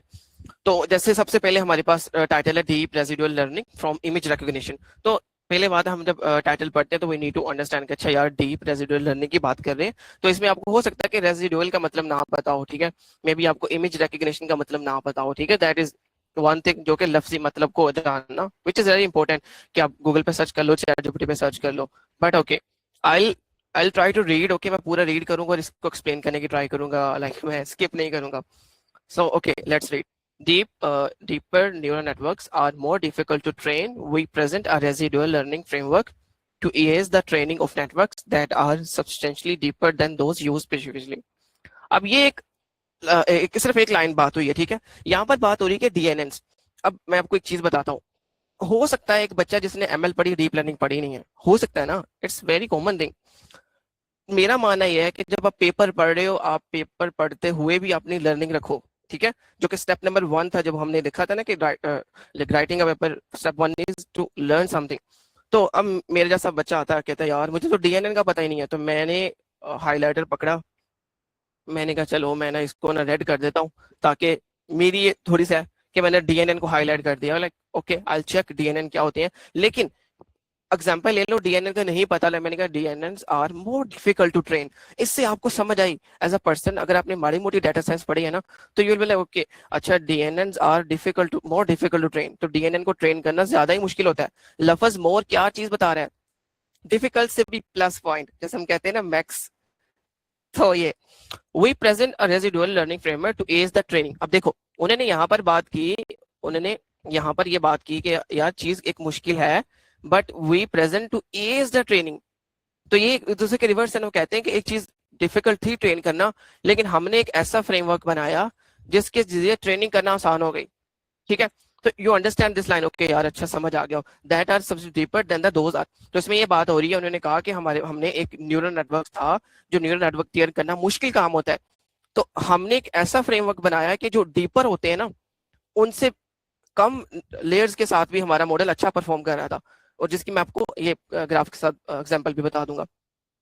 उसके बाद उन्होंने क्या, वो explicitly reformulate the layer as learning residual function with reference to. अब आपको I am very very sure आपको ना ये वाली जो चीज है ना, ये मतलब ये बात हो रही है residual with the reference, may be इसकी थोड़ी समझ ना आ रही हो, but it's okay for me. I wanted you skim through from the complete abstract first of all. So with reference to the layer inputs, instead of learning unreferenced function, we provide comprehensive empirical evidence showing that these residual networks are easier to optimize and can gain accuracy. Optimize and can gain accuracy from considerably increased depth. अब यहाँ तक अगर आप सोचो, देखो उन्होंने बात की कि यार ट्रेन करना मुश्किल था डीएनएन को, हमने एक ऐसा मॉडल बनाया है, ठीक है। अब रेजिडुअल का मतलब होता है लिटिल चेंज, ठीक है, मैं आपको ये बता दूं। तो हमने एक ऐसा मॉडल बनाया जिसमें ट्रेनिंग करना बहुत आसान काम है, ठीक है। जो ट्रेनिंग है वो अच्छी हो रही है, उसके साथ उन्होंने एक और बात भी की, जो हमारा मॉडल है उसमें ऑप्टिमाइज भी है वो, और उसकी एक्यूरेसी भी ज्यादा बड़ी है, राइट। ऑन इमेज नेट, अब हो सकता है मेरे जैसा बच्चा आता कहता है यार इमेज नेट डाटा सेट क्या, दिस इज इंपॉर्टेंट। आपने कहा यार मैं हाईलाइट कर लेता हूँ, मैंने हाईलाइट कर लिया, you can choose any other colour, bye the way I am just like using one color. We evaluate residual net with depth of up to 152 layers, 8x deeper than VGG nets, but still having lower complex. अच्छा, आपको एक चीज बताता हूँ, आप में से कोई कह सकता है यार ये डैश लगी हुई है, एम डैश, उस टाइम पे एआई यूज होती थी, this is 2015 paper, yo I wanted just make sure कि एम डैश राइटिंग में यूज होती रही है, बट एआई ट्रेन ही इतना ज्यादा हो चुका है कि अब वो उसके लिए एम डैश को यूज करना कॉमन बात होती है, तो फिर हम राइटिंग के अंदर एम डैश उड़ा देते हैं कि यार ये ए वाला ना लगे, which is good thing, I also do. Okay, get to the point कि on the ImageNet dataset we evaluate residual nets with the depth of up to 152 layers 8x deeper than the VGG net. उन्होंने कहा है कि हमने 152 layer का एक model बनाया जो कि डीपर है, 8x deeper than the VGG net. एक और नेटवर्क लेयर था जो उससे भी डीपर है, बट स्टिल लोअर कम्प्लेक्सिटी। लेकिन उसके अलावा भी जो हमारा मॉडल है उसकी कम्प्लेक्सिटी बड़ी कम है। An ensemble of residual network achieve 3.5% on the ImageNet set। उन्होंने कहा है अब हो सकता है किसी को एरर रेट के बारे में ना पता हो, but the main thing is going on. उन्होंने कहा कि DNN था, DNN की ट्रेनिंग करना मुश्किल था। हमने फ्रेमवर्क रेजिडुअल एक फंक्शन बनाया, ठीक है, हमने एक रेजिडुअल फंक्शन बनाया जिसके जरिए हमारे पास हमने डीप जो न्यूरल नेटवर्क्स की लेयर्स थी ना, उन पे भी हमारा जो मॉडल है वो अच्छा वर्क कर रहा है। I hope, just check, let me just, मेरी आवाज तो सबको आ रही है सही? ओके, मेरी आवाज और सब चीज समझ आ रही है ना? क्योंकि okay, can someone confirm me the message? Okay okay, best, मैंने कंफर्म करना चाह रहा था। ओके, तो हम यहाँ पर बात करते कहते हैं ना एन ensemble ऑफ दीज और इमेज नेट के टेस्ट सेट पे this result won first place on ISF। अब कोई ये क्लासिफिकेशन का एक टास्क था, आप सिंपल ले लो, कोई कंपटीशन था, उन्होंने कंपटीशन भी जीत लिया अपने स्टेट ऑफ वर्क आर्ट से, उन्होंने कंपटीशन जीता। उसने फिर कहा we also present analysis on CIFAR 10 which is another data set with 100 and 1000 layers. उन्होंने कहा हमने एक और एनालिसिस किया जिसमें हमने साइफर 10 का डाटा सेट लिया और हमने उसमें दो मॉडल बनाए, एक था 100 लेयर्स का और एक था 1000 लेयर्स का। The depth of representation is of central importance for many visual recognition task. तो हम कहते हैं कि इस ये जो हमारा सिस्टम है, इस मेन इसका काम क्या है? रिकॉग्निशन करना है ना। Solely due to our extremely deep representation, we obtained 28% relative improvement on COCO object detection। उन्होंने कहा हमने एक और एनालिसिस किया, COCO ऑब्जेक्ट का डाटा लिया और उस पे हमने जो प्रीवियसली काम हुए थे उससे हमने 28% रिलेटिव इंप्रूवमेंट का मतलब था जो पहले काम हो चुके हैं उसकी बिना पर 28% हमने ज्यादा इंप्रूवमेंट किया। तो DNN are foundation of our submission to ILSVRC and COCO 215 competition where we also won first place on the task of image net detection। image net एक डाटा सेट है, ओके, नहीं सॉरी, एक network है, क्या उसे हम कहते हैं, pre train network, I think so, transformer नहीं हम इसे कहते हैं वैसे। तो image net localization, COCO detection and the COCO, I think these are the image local COCO, ये वाले कीवर्ड्स होने हैं शायद मे बी। अब देखो मेरा तरीका ये है कि जब मैंने अब इसको पढ़ा है ना, आई एम 50-60% के मुझे समझ आ गया। मे बी हो सकता है कि एक आम एग्जांपल ले लेते, एक बच्चा जिसे ये नहीं समझ आया कि रेजिडुअल का मतलब क्या है, DNN का मतलब क्या है, रेजिडुअल का फंक्शन का मतलब क्या, ऑप्टिमाइजेशन का मतलब क्या होता है, एक्यूरेसी क्या होती है भाई, एक्यूरेसी का मतलब क्या ही होता है, इसका फार्मूला क्या है, इमेज नेट डाटा सेट क्या था। मैं क्या करूंगा, मैं इसको कॉपी करके AI को देके समझ सकता हूँ, बिल्कुल सही बात है, बट मैं ऐसा नहीं करूंगा। One thing is really really important, जब आप पेपर रीड कर रहे हो, आप लर्निंग में न्यू कर रहे हो, क्योंकि आप देखोगे जब आप 10 से 20 पेपर पढ़ लेंगे ना, चीजें रिपीट होना स्टार्ट हो जाएंगी। आप कहोगे ये तो मुझे आता है यार, ये तो मैंने अभी पढ़ा है। तो अगर आप ये कहोगे ना, ये चीज समझा देगा आपको, I am very sure about that. But मेरा मानना है कि मैं भी कोई अपना यहाँ से टेक्स्ट डॉक्यूमेंट ओपन कर लूंगा, या फिर आप कोई डॉक्यूमेंट ओपन करते हो तो आप AI को जाकर क्वेश्चन पूछोगे, यार मुझे बताओ व्हाट इज DNN, ऐसे कि यार मुझे बताओ DNN क्या होता है, मुझे रेजिडुअल फंक्शन का मतलब बताओ। जब आपने उसका लफ्ज का मतलब, उसकी little bit definition, may be one example यही अब है, तो ये अच्छी बात है कि आप में 10% ज्यादा जल्दी अपनी चीजें कर सकते हो, ठीक है। तो आप समझ के फिर आओ रीड करो, ठीक है। ये पहले पेपर्स में आपको पेपर रीडिंग करने में घंटा भी लग सकता है, ऑफकोर्स ज्यादा टाइम लग सकता है। मैं बिल्कुल नहीं कहूंगा कि 5 मिनट क्या कहते हैं पेपर पढ़ लोगे तो आपका काम हो जाएगा, नहीं, ऑफकोर्स नहीं होगा, आपको टाइम लगेगा, ठीक है। तो पहले नंबर पे ये है कि आप अब्स्ट्रैक्ट को अच्छी तरह समझो। जब अब्स्ट्रैक्ट समझोगे तो यू विल बी लाइक यार मुझे समझ आ गई बात कि DNN की बात हो रही थी, दे वर टॉकिंग अबाउट के रेजिडुअल फंक्शन एक जो चेंज है उन्होंने लेयर्स के अंदर चेंज किया और उनकी एक्यूरेसी बढ़ गई। तो नंबर 2 चीज, this is really really important. अब जो रिसर्चर्स होते हैं ना, उनके लिए राइटिंग, मेरे लिए, जुल्कनैन के लिए जो कि अर्ली रिसर्चर्स हैं, अर्ली कैरियर रिसर्चर्स हैं, अंडर ग्रेडर, उनके लिए राइटिंग करना मुश्किल काम होता है, क्योंकि हमने अपनी पूरी लाइफ जनरल राइटिंग की होती है, रिसर्च राइटिंग जनरल राइटिंग नहीं होती। इसके लिए रीडिंग आपको बड़ा इम्पैक्ट डालती है आपकी मसल मेमोरी पे। अब देखो जब आप रीड कर रहे हो ना, यू विल बी लाइक अच्छा यार मैंने पढ़ लिया।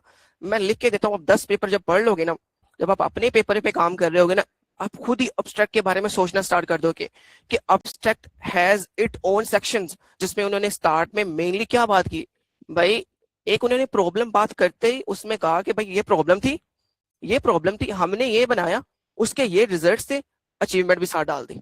ऐसा ही नहीं किया उन्होंने। Okay, that was the more about के यार अगर हमने एब्स्ट्रैक्ट पढ़ रहे हैं उसको कैसे अंडरस्टैंड करना है, उसको अगर हाईलाइट करना है कर लो, लाइक वो अपनी आपकी लाइक सरदर्दी है, but come up with the way you are able to understand new things. क्या आप अगर दोबारा पेपर डीएनएन पे आता, आपको डीएनएन का मतलब तो पता हो, डीएनएन होते क्या है डीप लर्निंग के अंदर। अच्छा, उसके बाद बेसिकली जैसे जुल्करनैन ने बताया, मेरा भी यही तरीका होता है कि हम अब्स्ट्रैक्ट के बाद ट्राई करते हैं कि आर्किटेक्चर या उनकी जो मेन फिगर है वो पढ़े। तो मैं ये फिगर पे फोकस करूंगा, मैं इसको थोड़ा जूम करने की ट्राई करता हूँ, if I can. Yes I can. Oh shit.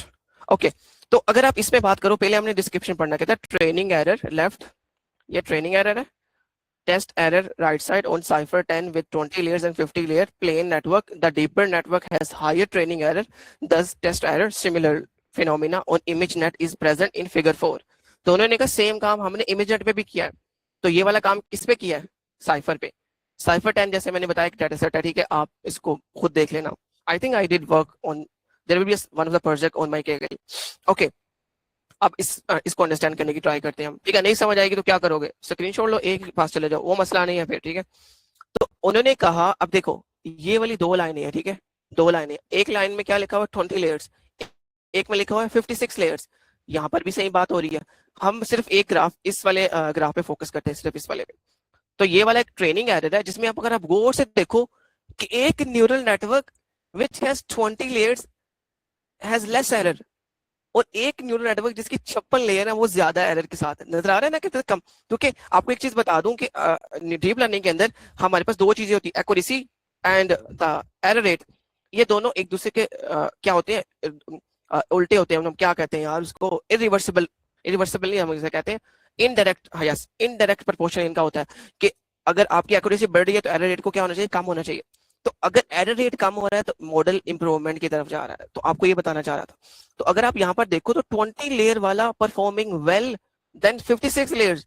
तो यही तो बात उन्होंने कहते, और वो कह रहे थे भाई हम इतना स्टेट ऑफ आर्ट वर्क बना लिया है कि हमारा थोड़ी लेयर्स वाला मॉडल भी अच्छा परफॉर्म कर रहा है as compare to your having deep neural network layers. समझ आई? तो उसके बाद हम थोड़ा सा, अच्छा मेरा ये होता है एब्स्ट्रैक्ट पढ़ लिया, ये थोड़ा समझ, अब मुझे समझ आ गया, मेरा दिमाग काम करने लग पड़ा। आई विल बी लाइक, जब रीडिंग कर रहे हो तो ट्राई करो कि आपका माइंड क्लियर है, ये नहीं आपने कोई और काम करने, ठीक है। और रीडिंग करते दौरान फिर समझते हुए आपको एक मजा आएगा रीडिंग पे, यार क्या बात है। उसके बाद ये है इनका रेजिडुअल लर्निंग। अब जो टेक्निकल बंदे नहीं है कोई मसला नहीं है, ठीक है, मैं ट्राई करूंगा समझाने की कोई एग्जांपल से, लेकिन असल में ये है उनका मेन सिस्टम जो उन्होंने बनाया है। अगर आप, मैं आपको पहले इसको रीडिंग करके यहाँ से बताऊंगा, फिर आपको मैं समझा भी देता हूँ। तो अगर आप गौर से देखो क्या लिखा हुआ है, X is something, okay, then यहाँ पर एक वेट लेयर है। अब बिगिनर्स के लिए इज सिंपली, जो हम जब ट्रेनिंग करते हैं तो हमारे पास डीप लर्निंग में ना लेयर्स होती हैं, हमारे जो मॉडल होता है, ठीक है। तो ये लेयर्स है, ठीक है। यहाँ पर एक वेट लेयर है, we have ReLU function which is activation function, we have a weight layer again, and उन दोनों को हमने जमा किया। अगर आप गौर से देखो, सबसे इंपॉर्टेंट चीज, ये वाला एरो यहाँ पर आ रहा है, ऐसा ही है ना, और यहाँ पर आके प्लस हो रहा है, फिर नीचे जा रहा है, यही है उनका स्टेट ऑफ आर्ट। ये इतना ही काम है, आप मानोगे नहीं, पूरा पेपर सिर्फ इस इमेज पे बेस कर रहा है, रेजिडुअल लर्निंग अ बिल्डिंग ब्लॉक। अब इसका मतलब क्या है, आपको सिंपल मतलब बताता हूँ। एक बच्चा है, उसको मैथमेटिक्स में जमा के सवाल करना आते हैं, ठीक है, उसको मैथमेटिक्स में जमा के सवाल करना आते हैं। तो आपने क्या किया, आपको ये नहीं किया भाई अब तुम न्यू से मल्टीप्लाई के सवाल करना स्टार्ट कर दो, नहीं, आपने कहा ठीक है कोई मसला नहीं, आपको जमा के आते हैं ना। अब अगर आप गौर से सोचो, प्लस, अगर आपको प्लस के क्वेश्चन आते हैं तो मल्टीप्लाई में भी कहीं ना कहीं प्लस का सिस्टम यूज हो रहा होगा, प्लस का कॉन्टेक्स्ट यूज हो रहा होगा। अगर आपको एग्जांपल हो कि 2 × 2 4 होता है, 2 × 2 4, आजादी बात आगे इंक्रीज होगा तो वो एक डिफरेंट वे ऑफ मेथड होगा, लेकिन आप कहीं ना कहीं आपकी एक कॉन्टेक्स्ट आपके पास है, यार मुझे मैथ में जमा करना आता है ना, तो मल्टीप्लाई के बारे में भी मैं सोच सकता हूँ। तो इसमें हुआ क्या है, रेजिडुअल लर्निंग का मतलब है उन्होंने एक कॉन्टेक्स्ट साथ दे दिया। तो अब इसके लिए मैं आपको एक और इमेज दिखाऊंगा, यस दिस वन। तो उन्होंने ये इमेज किसकी मैं दिखाता हूँ, कहते हैं एग्जांपल नेटवर्क आर्किटेक्चर फॉर, अच्छी बात होती है फिगर का डिस्क्रिप्शन पढ़ो, I really like that. network for ImageNet left the VGG night model 196 flops, ठीक है, और जैसे पैरामीटर्स होते हैं ऐसे फ्लॉप्स होते हैं, ठीक है, मॉडल के अंदर। As a reference made a plain network with 34 layers, इसमें 3.6 बिलियन है, इसमें कितने 19, इसमें 3.6, सेम टू सेम वही है। मिड राइट साइड पे it's a residual network, it's a residual network, ये वर्ड है, इट्स अ रेसिडुअल नेटवर्क, ये वाला है जो उन्होंने किया। कहते ने ये एक सिंपल VGG नेट है, ये 34 उसकी 34 लेयर्स ऐड किए, और ये है जो हमने काम किया है, ये बात कर रहे हैं। अब अगर आप देखो इमेज 7/7 सारी चीजें सेम नहीं है, सेम ही लग रही है ना, क्या फर्क है जो मैंने आपको समझाया, यही फर्क है ना। ये क्या हो रहा है, कॉन्टेक्स्ट रेफरेंसिंग हो रही है, कॉन्टेक्स्ट रेफरेंसिंग हो रही है कि उन्होंने यहाँ से पकड़ के यहाँ दिए जा रहे हैं, यहाँ से यहाँ दिए जा रहे हैं, यहाँ से यहाँ। अब डॉटेड लाइन क्यों है, ये एक अलग बहस है इस चीज की, ठीक है। तो इसमें हम क्या समझ पाए, again this is second figure, और हमने एक एब्स्ट्रैक्ट पढ़ा, इससे हम समझ पाए कि उन्होंने एक रेसिडुअल सिस्टम बनाया, रेसिडुअल सिस्टम में वो एक कॉन्टेक्स्ट रेफरेंस कर रहे हैं, और उससे उनकी एक्यूरेसी और उनके जो रिजल्ट्स है वो बढ़े हैं। Let me check if I can find a table, of course tables are really important. ये देखो 18 लेयर्स के साथ प्लेन में 27 और 34, और यहाँ कह रहे कि रेजोनेट पे इतना, तो इतना उन्होंने टॉप 1% जो है 10 crop testing, 1 second, we can use GPT for writing. कोई कर रहा है Zulkan, yes, oh let me turn, असल में मैंने सेटिंग्स ऑफ कर दी थी, just give me 1 second, share. Zulkan आप बोल सकते हो। ब्रो आप सही है, आप बता रहे हैं पेपर का, लेकिन बहुत ज्यादा टेक्निकल कर रहे थे, स्टूडेंट भागी जा रहे हैं।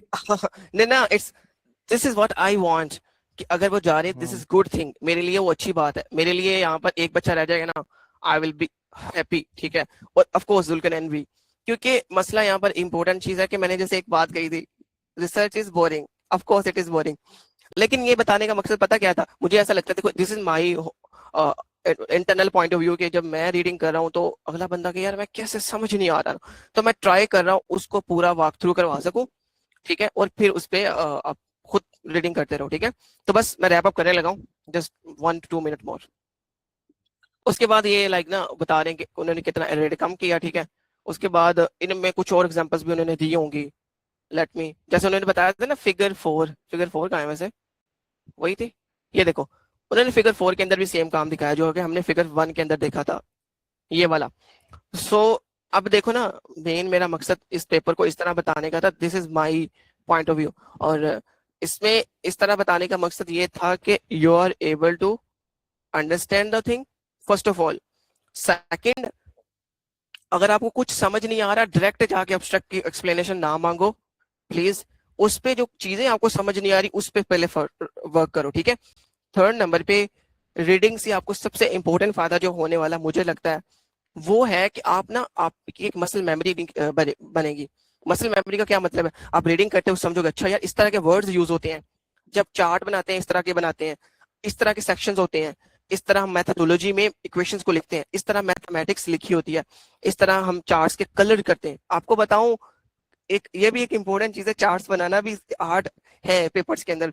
तो जब आप रीडिंग करते हो तो आप सिर्फ एक चीज पे नहीं काम करें, आप सोचो मेरी 10 चीजों का फायदा हो रहा है, अंडरस्टैंड कर लिया, बट यू आर लाइक अच्छा फिगर का डिस्क्रिप्शन ऐसे लिखते हैं, ऐसे होता है, ये ऐसे होता है, आप ये अच्छा ये हाईलाइटर ऐसे ऐड करते हैं, या अगर फिगर ऐसी बनानी है तो ऐसी होती है, इसका लाइक आपको पता चलेगा इसका टेम्पलेट डबल ब्लाइंडर है, साइटेशंस की हुई है तो ऐसे करते हैं, और अगर आप नीचे जाओगे तो आपको अच्छा ऐसे लिखते हैं।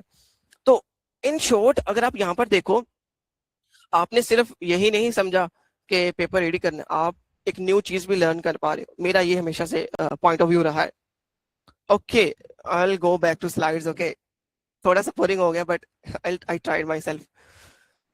Okay the recap is, research क्या होता है, हमारा क्लेम होता है, हम उसको प्रूव करना चाहते हैं, you have to be think like a surgeon, like researcher जो हमारा होता है, it's slow, of course slow है, बोरिंग है, बट अगेन जब आप एंजॉय करोगे तो आपको मजा भी आएगा इसमें, ठीक है। To read a paper we have to skip what you don't get, look up only what you need and read it. Your job now read one paper। अच्छा जी, ये टास्क आप लोगों का है। अब आप लोग, आई होप आप लोग सब बीटा जी के कम्युनिटी में हो, अगर कोई नहीं है तो हैंड रेज करे, हम दोबारा मीटिंग ना बेटा जी करियो कम्युनिटी का ना ग्रुप का ज्वाइनिंग लिंक शेयर कर देंगे इसके अंदर, जुल्कनैन कर देंगे। किसी का नहीं है तो Zulqarnain can you share the link? मैं कर और रहा हूँ बस एक हाँ, सेकंड। उसमें उसमें रिसर्च के ग्रुप को ज्वाइन कर लें साहब, ठीक है, अगर आपने नहीं किया हुआ तो। आपका मेन टास्क आज मतलब आज से मुराद है आज है ना, तो you can take like 1 to 2 day maximum. कल इतवार भी है तो आप मंडे तक, मे बी ट्यूसडे तक सबमिट करें। कुछ नहीं, बस मैसेज एक लिखना है, just one message where like आपने अपने पेपर का टाइटल लिख देना, जैसे हम इसी पेपर को पकड़ लेते हैं। आपने अपने पेपर का टाइटल लिख देना, उसमें आपने कहना अच्छा यार ये पेपर का टाइटल था। उसके बाद आपने लिखा उसकी में मेन प्रॉब्लम क्या थी, उन्होंने क्या स्टेट ऑफ आर्ट मेथड या वर्क किया था, रिजल्ट्स क्या थे। लिमिटेशन अगर आप नहीं निकाल पाए it's okay, but you can write down यार इसमें ये काम हुआ है बट ये नहीं हुआ। और अगर आप आइडिया जो इनोवेशन था, अगर मैं अपने पेपर की बात करूँ तो क्या था, रेजिडुअल लर्निंग थी इमेज रिकॉग्निशन टास्क पे। तो इस तरह करके आपने एक ना कुछ एक पैराग्राफ टाइप एक ही मैसेज में, ठीक है, ज्यादा मैसेज ना कीजिएगा तो हम देख सकें। तो आप अभी के लिए ये करें, ठीक है, फिर हम नेक्स्ट प्लानिंग करेंगे फॉर द नेक्स्ट टास्क। हाँ जी बिल्कुल, ये आप यहाँ से ज्वाइन कर लें। यस, हमजा हसन का क्वेश्चन था कि राइटिंग के लिए जीपीटी यूज कर सकते हैं, बट उसको यूज करने का भी तरीका होता है, वो भी हम बात करें। सर एक कॉन्फ्रेंस एक पर्सन एक ही पेपर सबमिट कर सकता है as a first author?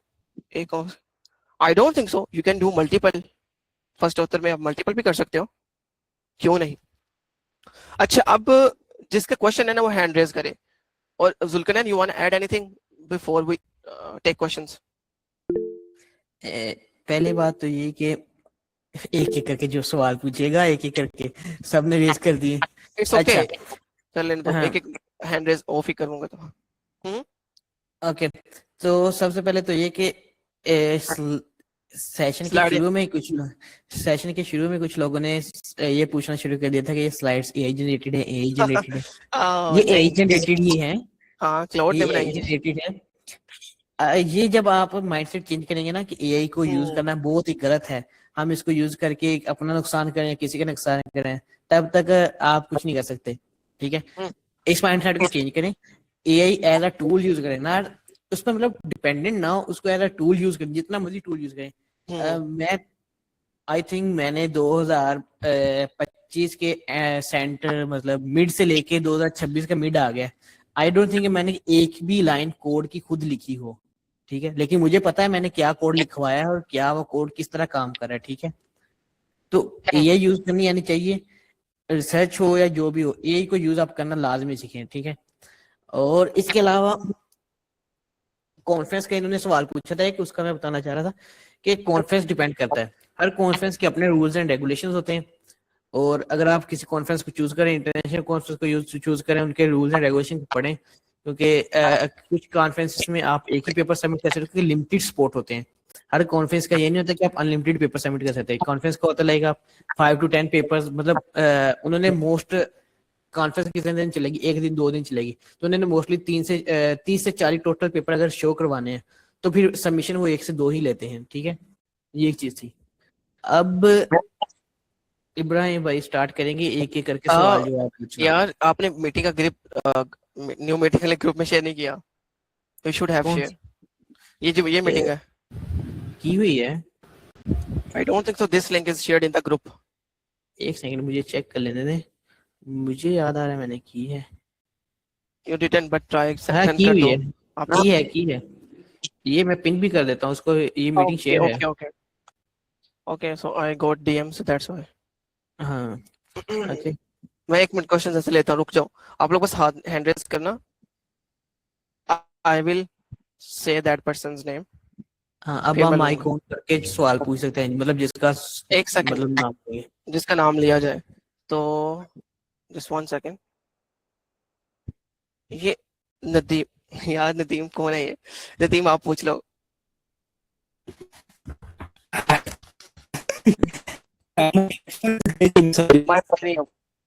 Mic mic is not, दोबारा बोले।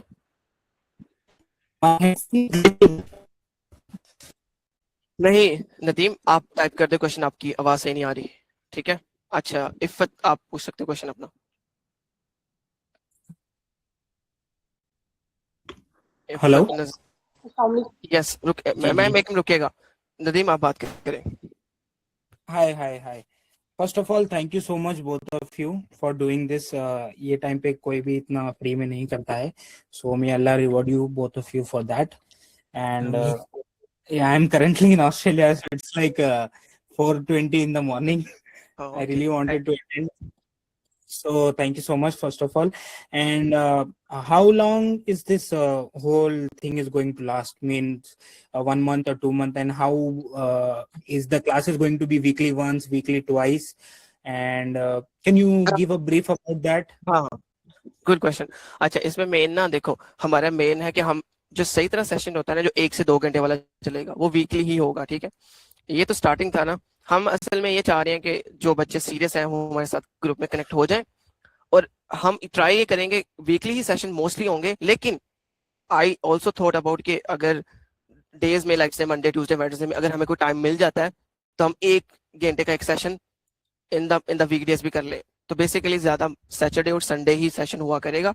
और कितना देर चलेगा ये ऐसा नहीं है, हमने मैक्सिमम 3-4 सेशन लेके चलने हैं जिसमें हमने पूरा एक जनरल ओवरव्यू देना है। उसके बाद सेशंस नहीं होंगे, देन हमारी स्ट्रेट उस बच्चे से मीटिंग होगी जो काम कर रहा होगा। लेट्स से आप काम कर रहे हो तो मैं Zulqarnain, and it can be any other professor और एनी अदर पर्सन जो उसमें इंटरेस्टेड है, ठीक है, या फिर आपको कोई टीममेट है। फिर हम उससे मीटिंग करेंगे जाके, यार आप काम कर रहे हो, हम उसको फीडबैक देंगे as a reviewer, as a second third author, जो भी हो रहा होगा।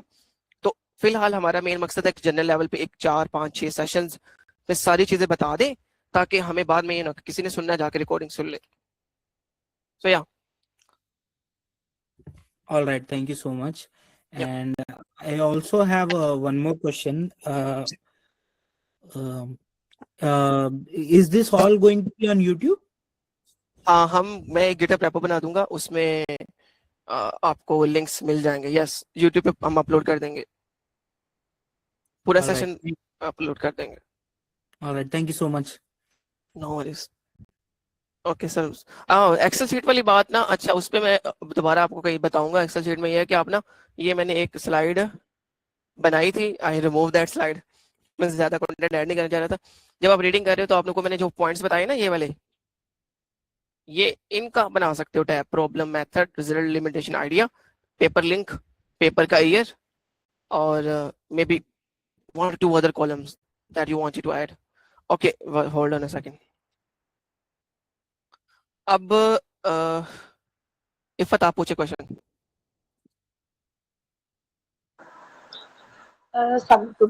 सर, एक तो पहली बात की बहुत शुक्रिया कि ये बहुत अच्छा सेशन था। और दूसरी बात, मैंने बेसिकली क्वेश्चन नहीं पूछना था, मैं ये कहना चाह रही थी कि मेरी अपनी भी कोई 7 से 8 पब्लिकेशंस है, और मैं 5 बुक्स जो है वो मतलब लिख चुकी हूँ, मशीन लर्निंग, डाटा साइंस। मतलब मेरा बेसिकली मैंने MS ऑनर्स किया हुआ है प्लांट ब्रीडिंग एंड जेनेटिक्स पे एग्रीकल्चर यूनिवर्सिटी से ना। तो उसके बाद मैंने अपना जो है वो फील्ड को स्विच किया डेटा साइंस पे ना, कि बेसिकली मैं अपनी फील्ड के अंदर इन सारी चीज़ों को लेकर आऊँ। और फिर एक पोलैंड के प्रोफेसर थे जहाँ से मुझे PhD के लिए एक्सेप्टेंस मिली, मेरी उनके साथ 3 पब्लिकेशंस हुई। एक जो है वो पब्लिक प्रॉपर हो गया, वो पब्लिश, और 2 जो है वो हमारे अंडर प्रोसेस है। मैं बेसिकली ये कहना चाह रही थी कि क्या मैं आप लोगों के साथ कोलैबोरेशन पे काम कर सकती हूँ कि जैसे आप लोग दोनों हो तो मैं भी मतलब अंदर इन्वॉल्व होना चाहती हूँ। मैंने बुक्स जो लिखी है वो बहुत अच्छी है, मतलब कोई भी पर्सन किसी भी फील्ड से हो वो उसको आसानी के साथ जो है वो बिल्कुल बेसिक से एडवांस लेवल रैग एप्लीकेशन तक वो आसानी के साथ उसको समझ सकता है। First of all I am happy कि आपने हमारा सेशन ज्वाइन किया, ठीक है। और आप, this is really really good thing कि आपने बुक्स और चीजें की हुई हैं। आई वुड से आप ना मीटिंग के बाद मुझे DM कर देना, ठीक है, और मैं आपको, हम ना बात कर लेंगे इस बारे में मोर कि आप कैसे हमारे साथ कोलैब कर सकते हो। Good, okay. उसके बाद शाहिद रफीक अंजुम, आप क्वेश्चन पूछ सकते हैं। जी अस्सलाम वालेकुम। वालेकुम सलाम। मेरा क्वेश्चन ये है कि डेटा सेट्स जो हैं कैगल पे जो भी पड़े हैं उनको पेपर, जो इंटरनेशनल पब्लिकेशन है पेपर की, उनको यूज़ कर सकते हैं अगर वो बेंचमार्क डेटा सेट ना हो, उनका वो सबसेट हो, या दिस इज गो अहेड, आपका क्वेश्चन कंप्लीट हो गया। एक चीज मैं बताता हूँ। या go ahead. Okay, data set choose करना, ओके ब्रो, आपको क्वेश्चन होगा तो मैं बता रहा हूँ। मतलब आपका क्वेश्चन ये था कि आप कैगल पे डेटा सेट को उठा के यूज कर सकते हैं या नहीं, ठीक है। तो डेटा सेट को यूज करना, ये आवाज मेरी खराब आ रही है, मेरी आवाज सही आ रही है? आपकी Yes, I can आवाज hear you. ठीक आ रही है। मैं Okay. क्वेश्चन को थोड़ा मॉडिफाई कर दूं। मीन कैगल पे एक डेटा सेट है, वो एक बेंचमार्क डेटा सेट नहीं है, ठीक। Benchmark Okay. डेटा सेट का वो सबसेट है। तो क्या हमारे पेपर के लिए वो इनफ है? एक कोई भी एचईसी का, मैं किसी जर्नल की बात नहीं कर रहा, मैं किसी भी इंटरनेशनल लेवल के लाइक IEEE के जर्नल की बात कर रहा हूँ, ठीक है। उसके लिए हमारा पेपर वो कैगल का डेटा सेट यूज कर सकता है, ये जो कि अगर बेंचमार्क ना हो। जी, अगर तो आप कह रहे हैं कि IEEE लेवल के पेपर के लिए आप वो डेटा सेट यूज करना चाह रहे हैं एचईसी के लिए, मुझे लगता है आप कह रहे हैं एचईसी लेवल के पेपर के लिए वो मैं यूज करना चाह रहा हूँ। तो सिंपल सी बात है, अगर IEEE के लिए यूज करना चाह रहा अच्छा IEEE, पहली बात तो ये कि IEEE लेवल बहुत ही हाई लेवल है, मतलब ना अगर आपके पास डेटा सेट है ना, बहुत ही अच्छा डेटा सेट, वो फिर भी पेपर को रिजेक्ट कर सकते हैं, उनके पास मल्टीपल रीजन होते हैं। डेटा सेट अलोन कभी भी रीजन नहीं बनता, ओके। लेकिन आप हर डेटा सेट को यूज नहीं कर सकते। फर्ज करिए आपने एक डेटा सेट उठाया, जिस तरह मैं आपको बता रहा था ना कि रिसर्च की लिमिट होती है 4 साल की, एक 4 साल से पुरानी चीज को हम साइट नहीं कर सकते, इस तरह डेटा सेट की भी यही लिमिट है। 4 साल से पुराना डेटा सेट हम यूज नहीं कर सकते। अगर यूज कर सकते हैं तो एज अ लिमिटेशन हमें उसको बताना पड़ेगा कि मेरी लिमिटेशन ये है कि इससे न्यू डेटा सेट पड़ा ही नहीं हुआ, इससे अच्छा डेटा सेट पड़ा ही नहीं हुआ, ठीक है। तो लिमिटेशन क्या होता है, जितनी ज्यादा लिमिटेशन होती जाएंगी हमारा पेपर उतना वीक होता जाएगा। तो अच्छा आइडिया तो ये था जितना लेटेस्ट डेटा सेट मिले उतना लेटेस्ट यूज करें। पहली बात होती है लेटेस्ट, मतलब टाइम स्पैम उसका कितना है। पहली बात ये है कि लेटेस्ट होना चाहिए डेटा सेट, उसके बाद होना चाहिए उसका सोर्स जो है ऑथेंटिक हो। लाइक ये नहीं कि आप गए किसी अस्पताल में, आपने डेटा सेट मांगा, उन्होंने दे दिया, क्या वो डेटा सेट क्रेडिबल है, क्या वो क्रेडिबल मीन से लिया गया था, क्या वो जो सर्च सब्जेक्ट थे या पेशेंट थे उनकी मर्जी से लिया गया था, ये सारी चीजें रिसर्च में मेंशन करनी पड़ती है। अक्सर हमें प्रूफ भी देना पड़ता है, लाइक क्या मेरे पास कोई साइन डॉक्यूमेंट है जिसपे उसने साइन किया था कि मेरे डेटा सेट ले आपका यूज कर सकते हैं रिसर्च के लिए, ठीक है।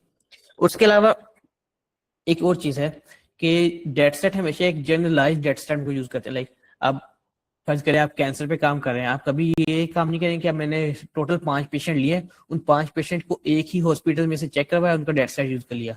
मॉडल आपने ट्रेन कर लिया लेकिन उसी हॉस्पिटल पे जनरलाइज है। हो सकता है उस हॉस्पिटल में एक्सरे की मशीन जिससे आपने डेटा सेट बनवाया था वो पुराना मॉडल हो, किसी और हॉस्पिटल में नए मॉडल की मशीन हो, नए मॉडल से हाई डिटेल्ड इमेजेस आएंगी, इस वाले से लो डिटेल आएंगी।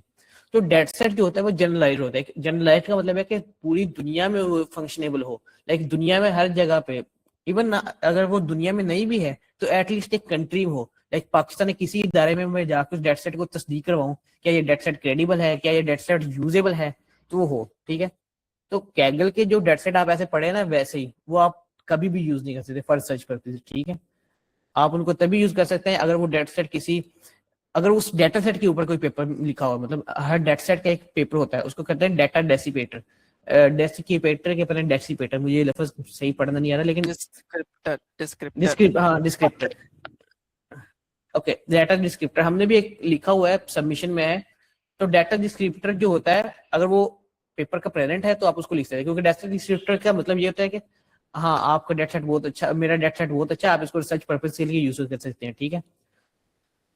तो ये आपका क्वेश्चन है, आई थिंक आंसर ये हो गया कि एचईसी IEEE लेवल के लिए आप कभी भी कैगल से डेटा सेट नहीं उठा सकते। हाँ एक चीज उठा सकते हैं, कैगल से आप किसी कंपटीशन है तो उसका डेटा सेट उठा सकते हैं, कोई बेंचमार्क है उसका डेटा सेट उठा सकते हैं, लेकिन ये कोई मतलब सब बेंचमार्क है छोटे मोटे जो रैंडम हमने बना के रखे, लाइक मैंने मूवीज एनालाइज करने के लिए एक मूवीज का डेटा सेट बना के रख दिया खुद, क्रेडिबल नहीं है, ठीक है।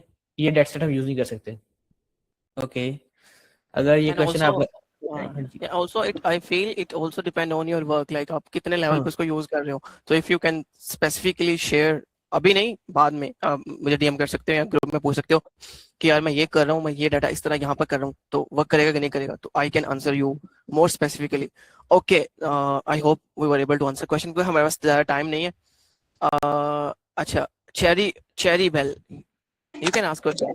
अस्सलाम वालेकुम। वालेकुम सलाम।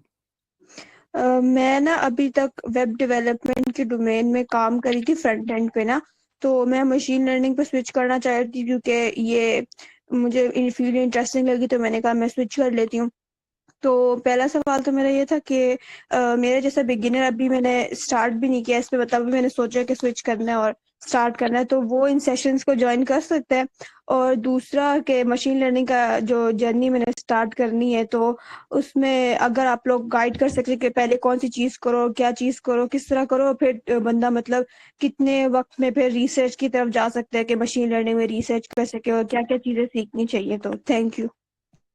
ओके सो अच्छा, आपका नाम तो नहीं, चैदी जो भी है। अच्छा, मैं ये कहने लगा था कि अबाउट कि आपने डेवलपमेंट से साइड पे आ रही हो ना, पहली बात अबाउट रिसर्च नहीं, मैं अभी बिल्कुल नहीं रिकमेंड करूंगा, क्योंकि ये एटलीस्ट आपको कुछ ना कुछ डाटा साइंस का आता हो। ऑफ कोर्स आप ज्वाइन कर सकते हो तो जस्ट लाइक अटेंड, ये फायदा होता है, चलो आप सुनोगे कुछ ना कुछ न्यू आपको लर्निंग को मिलेगा। आई वुड से आप एक काम करना, क्योंकि अभी थोड़ा टाइम शॉर्ट है। सेम क्वेश्चन आपने ग्रुप के जनरल ग्रुप है उसमें मैसेज करना है, ठीक है, कि मैं ऐसे कर रहे हूँ, मुझे रिसोर्सेज और मुझे एक थोड़ा सा फ्लो बता दे। उसमें मैं तो या तो वॉइस कर दूंगा या मैं आपको एक छोटा सा मैसेज बता दूंगा, ठीक है। उसमें मैं बताऊंगा आपको क्या क्या करना है और किस तरह इसको आगे लेके चल सकते हैं। And of course we can help. Group में आप कभी भी मैसेज कर सकते हो। फहीम आप पूछ सकते हो, बल्कि रुको, फहीम नहीं, Naima. Thank you so much for the session. मेरा क्वेश्चन ये था कि how important it is to know coding, like अच्छे वाली coding. इतनी ज्यादा नहीं इम्पोर्टेंट, लाइक रिसर्च में 20% कोडिंग वाला पार्ट होता है। लाइक कोडिंग से मुराद यही है ना, लाइक आपने कोई कम्पिटेटिव लेवल पे काम करना है, ठीक है, उसमें आपका लाइक जो कोड और वो चीजें जो आप कर रहे हो बहुत ऑप्टिमाइज होता है, ठीक है, उसमें आपको आनी चाहिए। ओवरऑल अगर आप रिसर्च में काम कर रहे हो तो like it's not that much important. As Zulqarnain mentioned, we can use AI to write code, no worries at all. Okay, thank you. Zulqarnain आपने हाथ खड़ा किया हुआ, आपको जी, मैं क्या? उसी क्वेश्चन का एक बार बताना चाह रहा था। हाँ, गो अहेड। अगर तो आप अभी मशीन लर्निंग के डोमेन के अंदर इंटर हो रहे हैं तो आपको लाजमी है कि कोडिंग आए, ठीक है। अगर आप रिसर्च की कह रहे हैं ना कि मैं मतलब एज बैठ के टास्क लिखना है, मैंने 2000 लाइन कोड लिखनी है, 3000 लाइन लिखनी है, तो फिर आप यूज कर सकते हैं यही को। लेकिन अगर आप अभी स्टार्टिंग करें तो आपको लाजमी कोडिंग आनी चाहिए। और सर्च में पता क्या चीज है, कोडिंग से ज्यादा मैटर करती है मैथ एंड स्टैट, वो दो चीजें वो ज्यादा मैटर करती हैं। तो कोडिंग से ज्यादा ड्यूरिंग रिसर्च उन दोनों चीजों पे फोकस करना चाहिए आपको, ओके। और एज अ बिगिनर हमेशा कोड हाथ से लिखें, चाहे एज जितनी भी एडवांस हो जाए, एटलीस्ट आप हाथ से लिखना कोड आपको आना चाहिए। सिंटैक्स पता होना चाहिए थोड़ा बहुत। सिंटैक्स नहीं भी पता तो उसके पीछे की मतलब लूप, फॉर लूप है तो किस तरह काम करे, ये चीज लाजमी पता होनी चाहिए, okay. Yes, foundation is very very important, 100%। मतलब जैसे मशीन लर्निंग में भी अगर आपको एमएल का मतलब नहीं पता या फिर आपको एक्यूरेसी मेट्रिक का फार्मूला नहीं पता तो फिर आपको थोड़ा मुश्किल होगा, ठीक है। तो ऑफ कोर्स मैं ये सोच रहा हूँ कि आपको लाइक जब आपने कोडिंग एग्जांपल क्वेश्चन दे रहे हो तो आप कह रहे हो यार मुझे ऊप आनी चाहिए इस तरह, फिर कोई मसला नहीं है, ठीक है। आप बेसिक्स और आपका जो ग्राउंड जो चीजें ना वो बड़ी अच्छी आपको आती हैं, and you are able to talk technically. जैसे मैं बात करते हुए कह रहा हूँ यार इसका मतलब ये है, जैसे मैंने कहा कि F1 स्कोर, तो आपको ये F1 स्कोर मुझे पता है इसका क्या फार्मूला होता है। तो ओके, फहीम आप पूछो क्वेश्चन। अच्छा, मुझे बाकी सारी चीज समझ आ गई, लेकिन मैंने समझा की चीजें में कंफ्यूज कर रही है। तो फॉर एग्जांपल मैं कोई पेपर पढ़ रहा हूँ या कोई चीज यूज कर रहा हूँ। फहीम आपकी आवाज मुझे समझ नहीं आ रही, थोड़ा ऊंचा बोलो या क्लियर नहीं आ रही। अभी आ रही है आवाज? आ रही है लेकिन मुझे तो क्लियर नहीं आ रही, दोबारा कहें। अभी आ रही है आवाज? यस आ रही है। मेरा ये तो ना कि मुझे बहुत दूसरी चीज समझ आ गई, लेकिन एक सिंपल चीज मुझे कंफ्यूज कर रही है कि मैं कोई भी रिसर्च पेपर उठा ले या कोई भी लिखो कर रहा हूँ, मुझे इसमें कोई गैप नजर आया। तो पहली चीज तो ये कि मुझे जो गैप नजर आया, मुझे कैसे पता कि ये हाँ गैप है और किसने जो काम नहीं किया या नहीं चल रहा है। और दूसरा ये कि कोई भी गैप मुझे नजर आया तो how will know that it is worth trying. Okay, I think मैं आपका जो आंसर, एक तो आप अच्छा माइक ऑफ, हाँ, तो आपका क्वेश्चन मैं समझ पूरा तो नहीं पाया, लेकिन आपने गैप की जो बात कर रहे हैं ना कि है कि नहीं है, उसमें सबसे पहले ना जब भी आप एक पेपर, इस बारे में हम अगले सेशन में जरूर बात करेंगे, ठीक है। लेकिन जब आप एक रिसर्च पेपर पढ़ रहे हो और आपने देखा, तो उसके लिए आप उससे जो गैप है ना, जो आपने गैप ढूंढा, ये रिसर्च क्वेश्चन है, इसमें ये गैप एक था जो मुझे लगता है कि लिमिटेशन है, ठीक है, उस पर आप दोबारा सर्च करो, ठीक है। लेट्स से चैटजीपीटी से आप पूछो कि मुझे ये गैप पे बताओ, कोई और पेपर्स लिखे हुए हैं। आप 3-4 जब पेपर उसको एविडेंस दोगे ना, तो आपको वो ऑटोमेटिकली पता चल जाएगा ये काम कभी हुआ ही नहीं है और ये काम पे मैं काम कर सकता हूँ, तो इस तरह करके क्रॉस रेफरेंस कर हमें मेल निकला होता है। आई वुड से ask this question again in the group, मैं उसको अच्छा आंसर दे पाऊंगा। मैम सुंबल आप पूछ सकते हैं question. We'll take questions like 5 more minutes, 5 to 10 maximum. Assalamualaikum. I'm audible, sir. Yes. Okay, first of all, thank you so much, sir, both of you. जो main चीज सर मैंने सीखी वो ये थी कि मैंने जब से ये रिसर्च ग्रुप बना था मैंने तब से स्टार्ट करती थी। मैंने काफी बुक्स और आर्टिकल्स वगैरह, मतलब बहुत बड़े रिसर्च पेपर नहीं लेकिन आर्टिकल्स वगैरह मैंने स्टडी किए, लेकिन ये चीज मिसिंग थी कि मैं राइट डाउन नहीं कर रही थी नोट्स। तो जैसा आपने कहा कि आप एक्सेल में एक शीट बनाएं और नेम उनका लिंक्स और समरी, मतलब रिव्यू के लिए। तो अब मैं दोबारा से अगेन वो सारा कुछ एक बार रिव्यू करके आर्टिकल्स वो मैं शेयर करूंगी आपके साथ। लेकिन मैंने जो यहाँ तक अब तक स्टडी कर चुकी हूँ, ठीक है, वो मैंने जो टॉपिक सेलेक्ट किया वो है ट्रूथफुलनेस, हेलुसिनेशन। मोस्टली जो एलएलएम मॉडल्स हैं हम मुझसे जो भी बात कर रहे हैं, अगर हम उसको कुछ रॉन्ग भी इंफॉर्मेशन दे रहे हैं, वो कहता है बहुत कॉन्फिडेंटली हमें, मतलब उसका जो एक्यूरेसी स्कोर है उसके अकॉर्डिंग बैकएंड पे, तो हमें जो वो जनरेट करके टेक्स्ट कर दे रहा है, मतलब कन्वर्सेशन आउटपुट हमें दे रहा है, वो रॉन्ग इंफॉर्मेशन भी, मिसलीडिंग जो है इंफॉर्मेशन वो भी कॉन्फिडेंटली जनरेट कर रहा है। तो actually I want to work on this thing कि मैं इस चीज के ऊपर यहाँ तक पहुंच चुकी हूँ, Good. But I am confuse here कि मुझे स्टार्ट कहाँ से लेना चाहिए। I मतलब got you. मैंने जो एक हाइपोथेसिस जो अपना माइंडसेट था मैंने वो तो मतलब सेट किया, लेकिन ये कि मेरे पास मैंने जो आर्टिकल्स पढ़े या जिनसे आफ्टर रीडिंग और इतनी रिसर्च के बाद मतलब मैंने वो चीजें मेंशन, मतलब वैसे एक्सेल में वो प्रॉपरली उन्हें राइट डाउन नहीं कर सकी, वो सब कुछ मिक्स हो गया मेरे माइंड में। तो लेकिन ये है कि जो मैंने एक स्टेटमेंट थी, मैं काफी देर से इस सेशन का वेट कर रही थी कि कब हो, तो मैं, और मुझे काइंडली इस बारे में गाइड करें कि मुझे स्टार्ट कहाँ से करना चाहिए फर्स्ट थिंग। और मैंने अब तक जो लर्निंग की है सारी सेल्फ लर्निंग है। तो मैं इससे पहले जो रिसर्च पेपर एक लिख चुकी हूँ वो मेरा, मतलब actually my background is from linguistic scientific study of language, computational linguistic, और मैं एनएलपी को करना चाह रही हूँ। I don't want to apply for MS, I actually want to direct apply for PhD. और उससे पहले मैं work at least 5 to 6 research paper write करना चाह रही हूँ। अच्छा। और मेरा जो रिसर्च पेपर की टाइप है वो है theoretical research paper, in which I can explain the mathematical equation algorithms.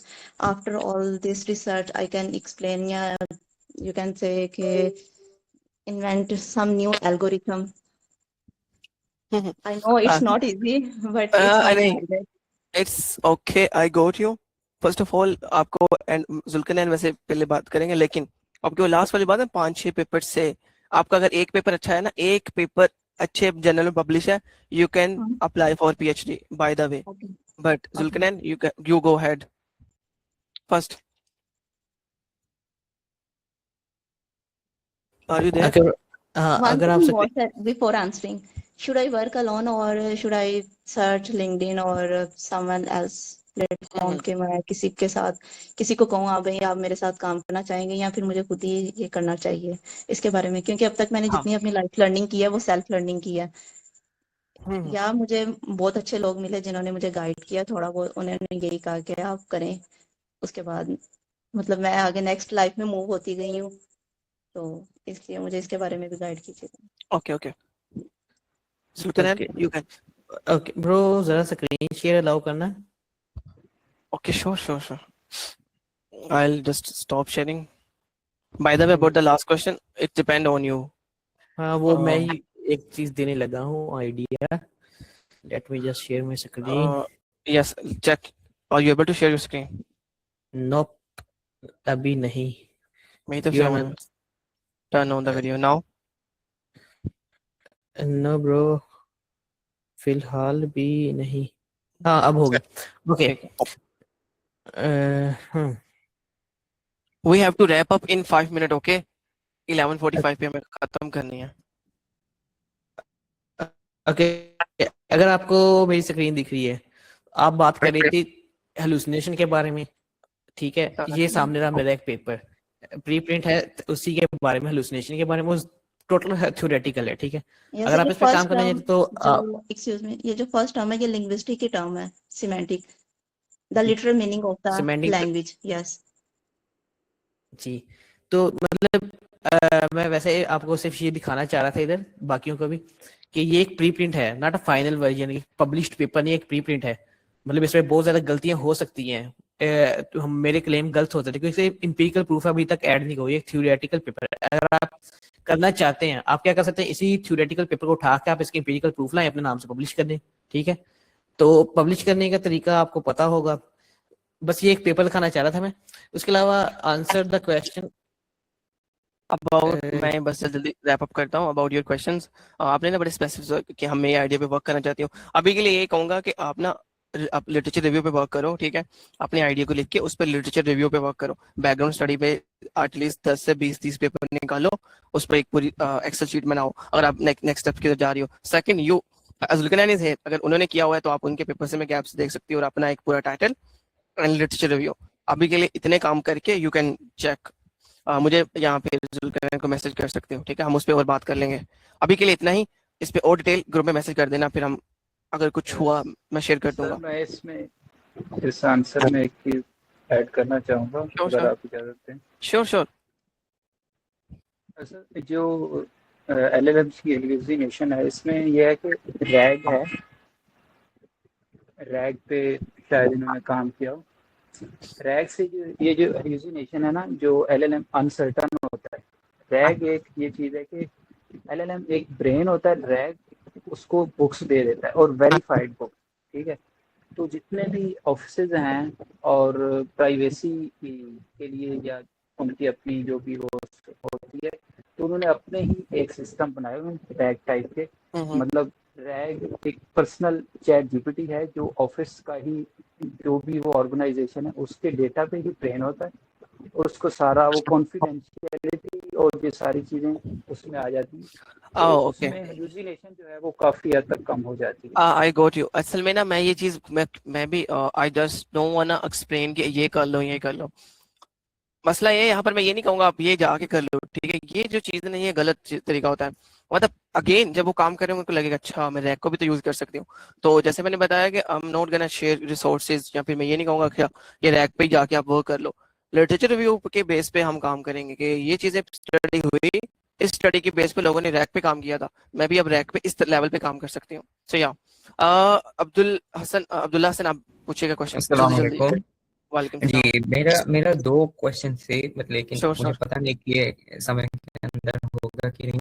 तो मेरा जो पहला वाला क्वेश्चन है वो ये है कि शुरू में तो बहुत कुछ हमारी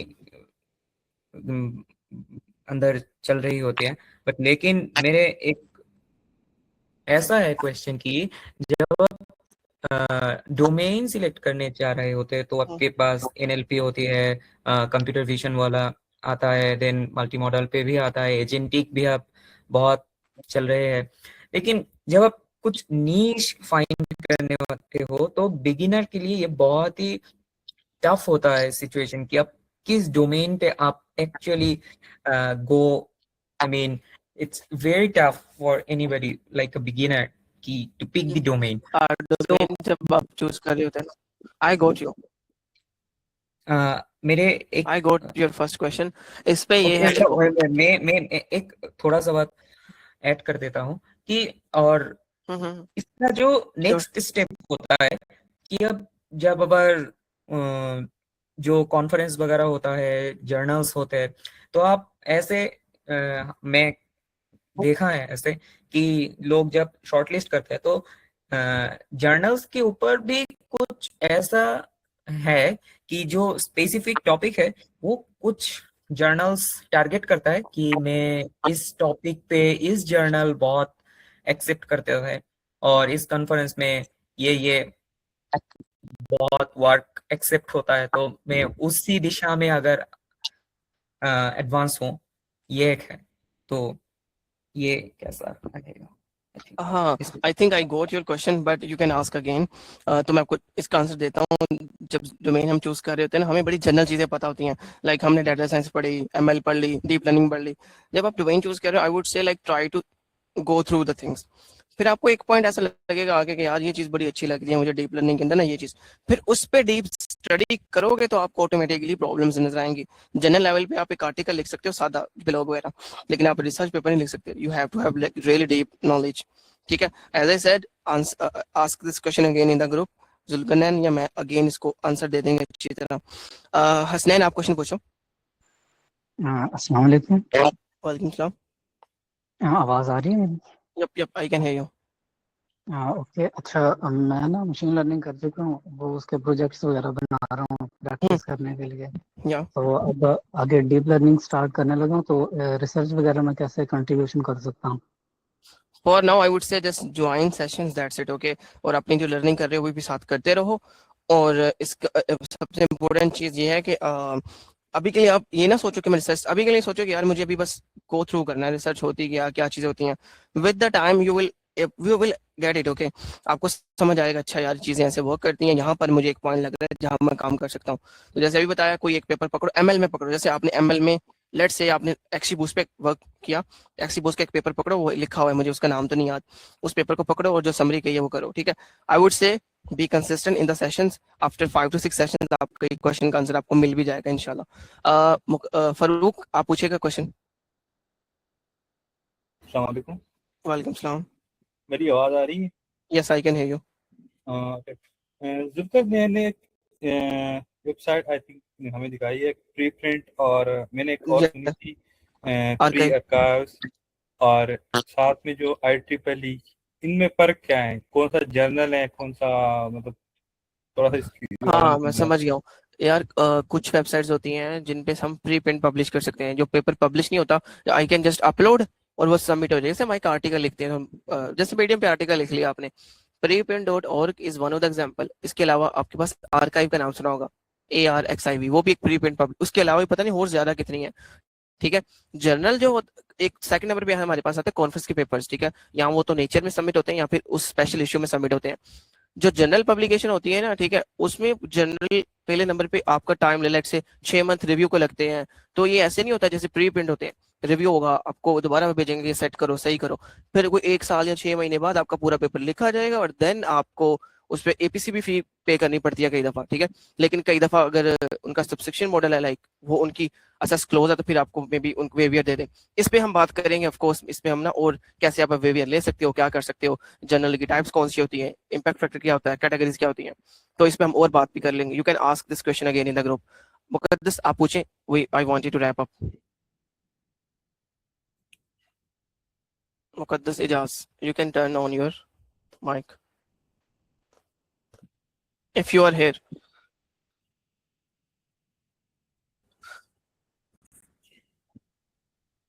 Okay, thank you so much everyone। आपने ज्वाइन किया, जो 31 एंड पे रहे ना, अच्छी बात है ये, ठीक है? कोई मसला नहीं, अगेन इट्स रियली गुड। मैं क्या कहते हैं, सेशन की रिकॉर्डिंग मेरे को अपलोड कर दूंगा और मैं कोई एक पेज बना दूंगा, सो यू कैन फॉलो। हाँ, okay, go ahead. Assalamu alaikum. Thank you for the session. Yes, I can hear you. First of all, thank you for the session. Secondly, as we all know, AI is all about research. So also it is very time consuming and slow, boring also. So मेरा question आपसे ये है कि आप जो हम industry में projects करते हैं, जिस तरह से आप भी काम कर रहे हैं, तो आप क्या रिकमेंड करेंगे कि जब हम उन प्रोजेक्ट्स के ऊपर काम कर रहे होते हैं तो हम जो है LLM या डिफरेंट जो हमारे अपना तरीका है, हम उस तरह से रिसर्च करें, या फिर आपने जो तरीका रिकमेंड किया है कि हम रिसर्च पेपर्स जो हैं उनको रीड करें, क्योंकि वो बहुत ज़्यादा टाइम कंज्यूमिंग होते हैं और स्लो भी होता है, और अगर आप बिगनर हैं तो आपके लिए बहुत डिफिकल्ट होता है।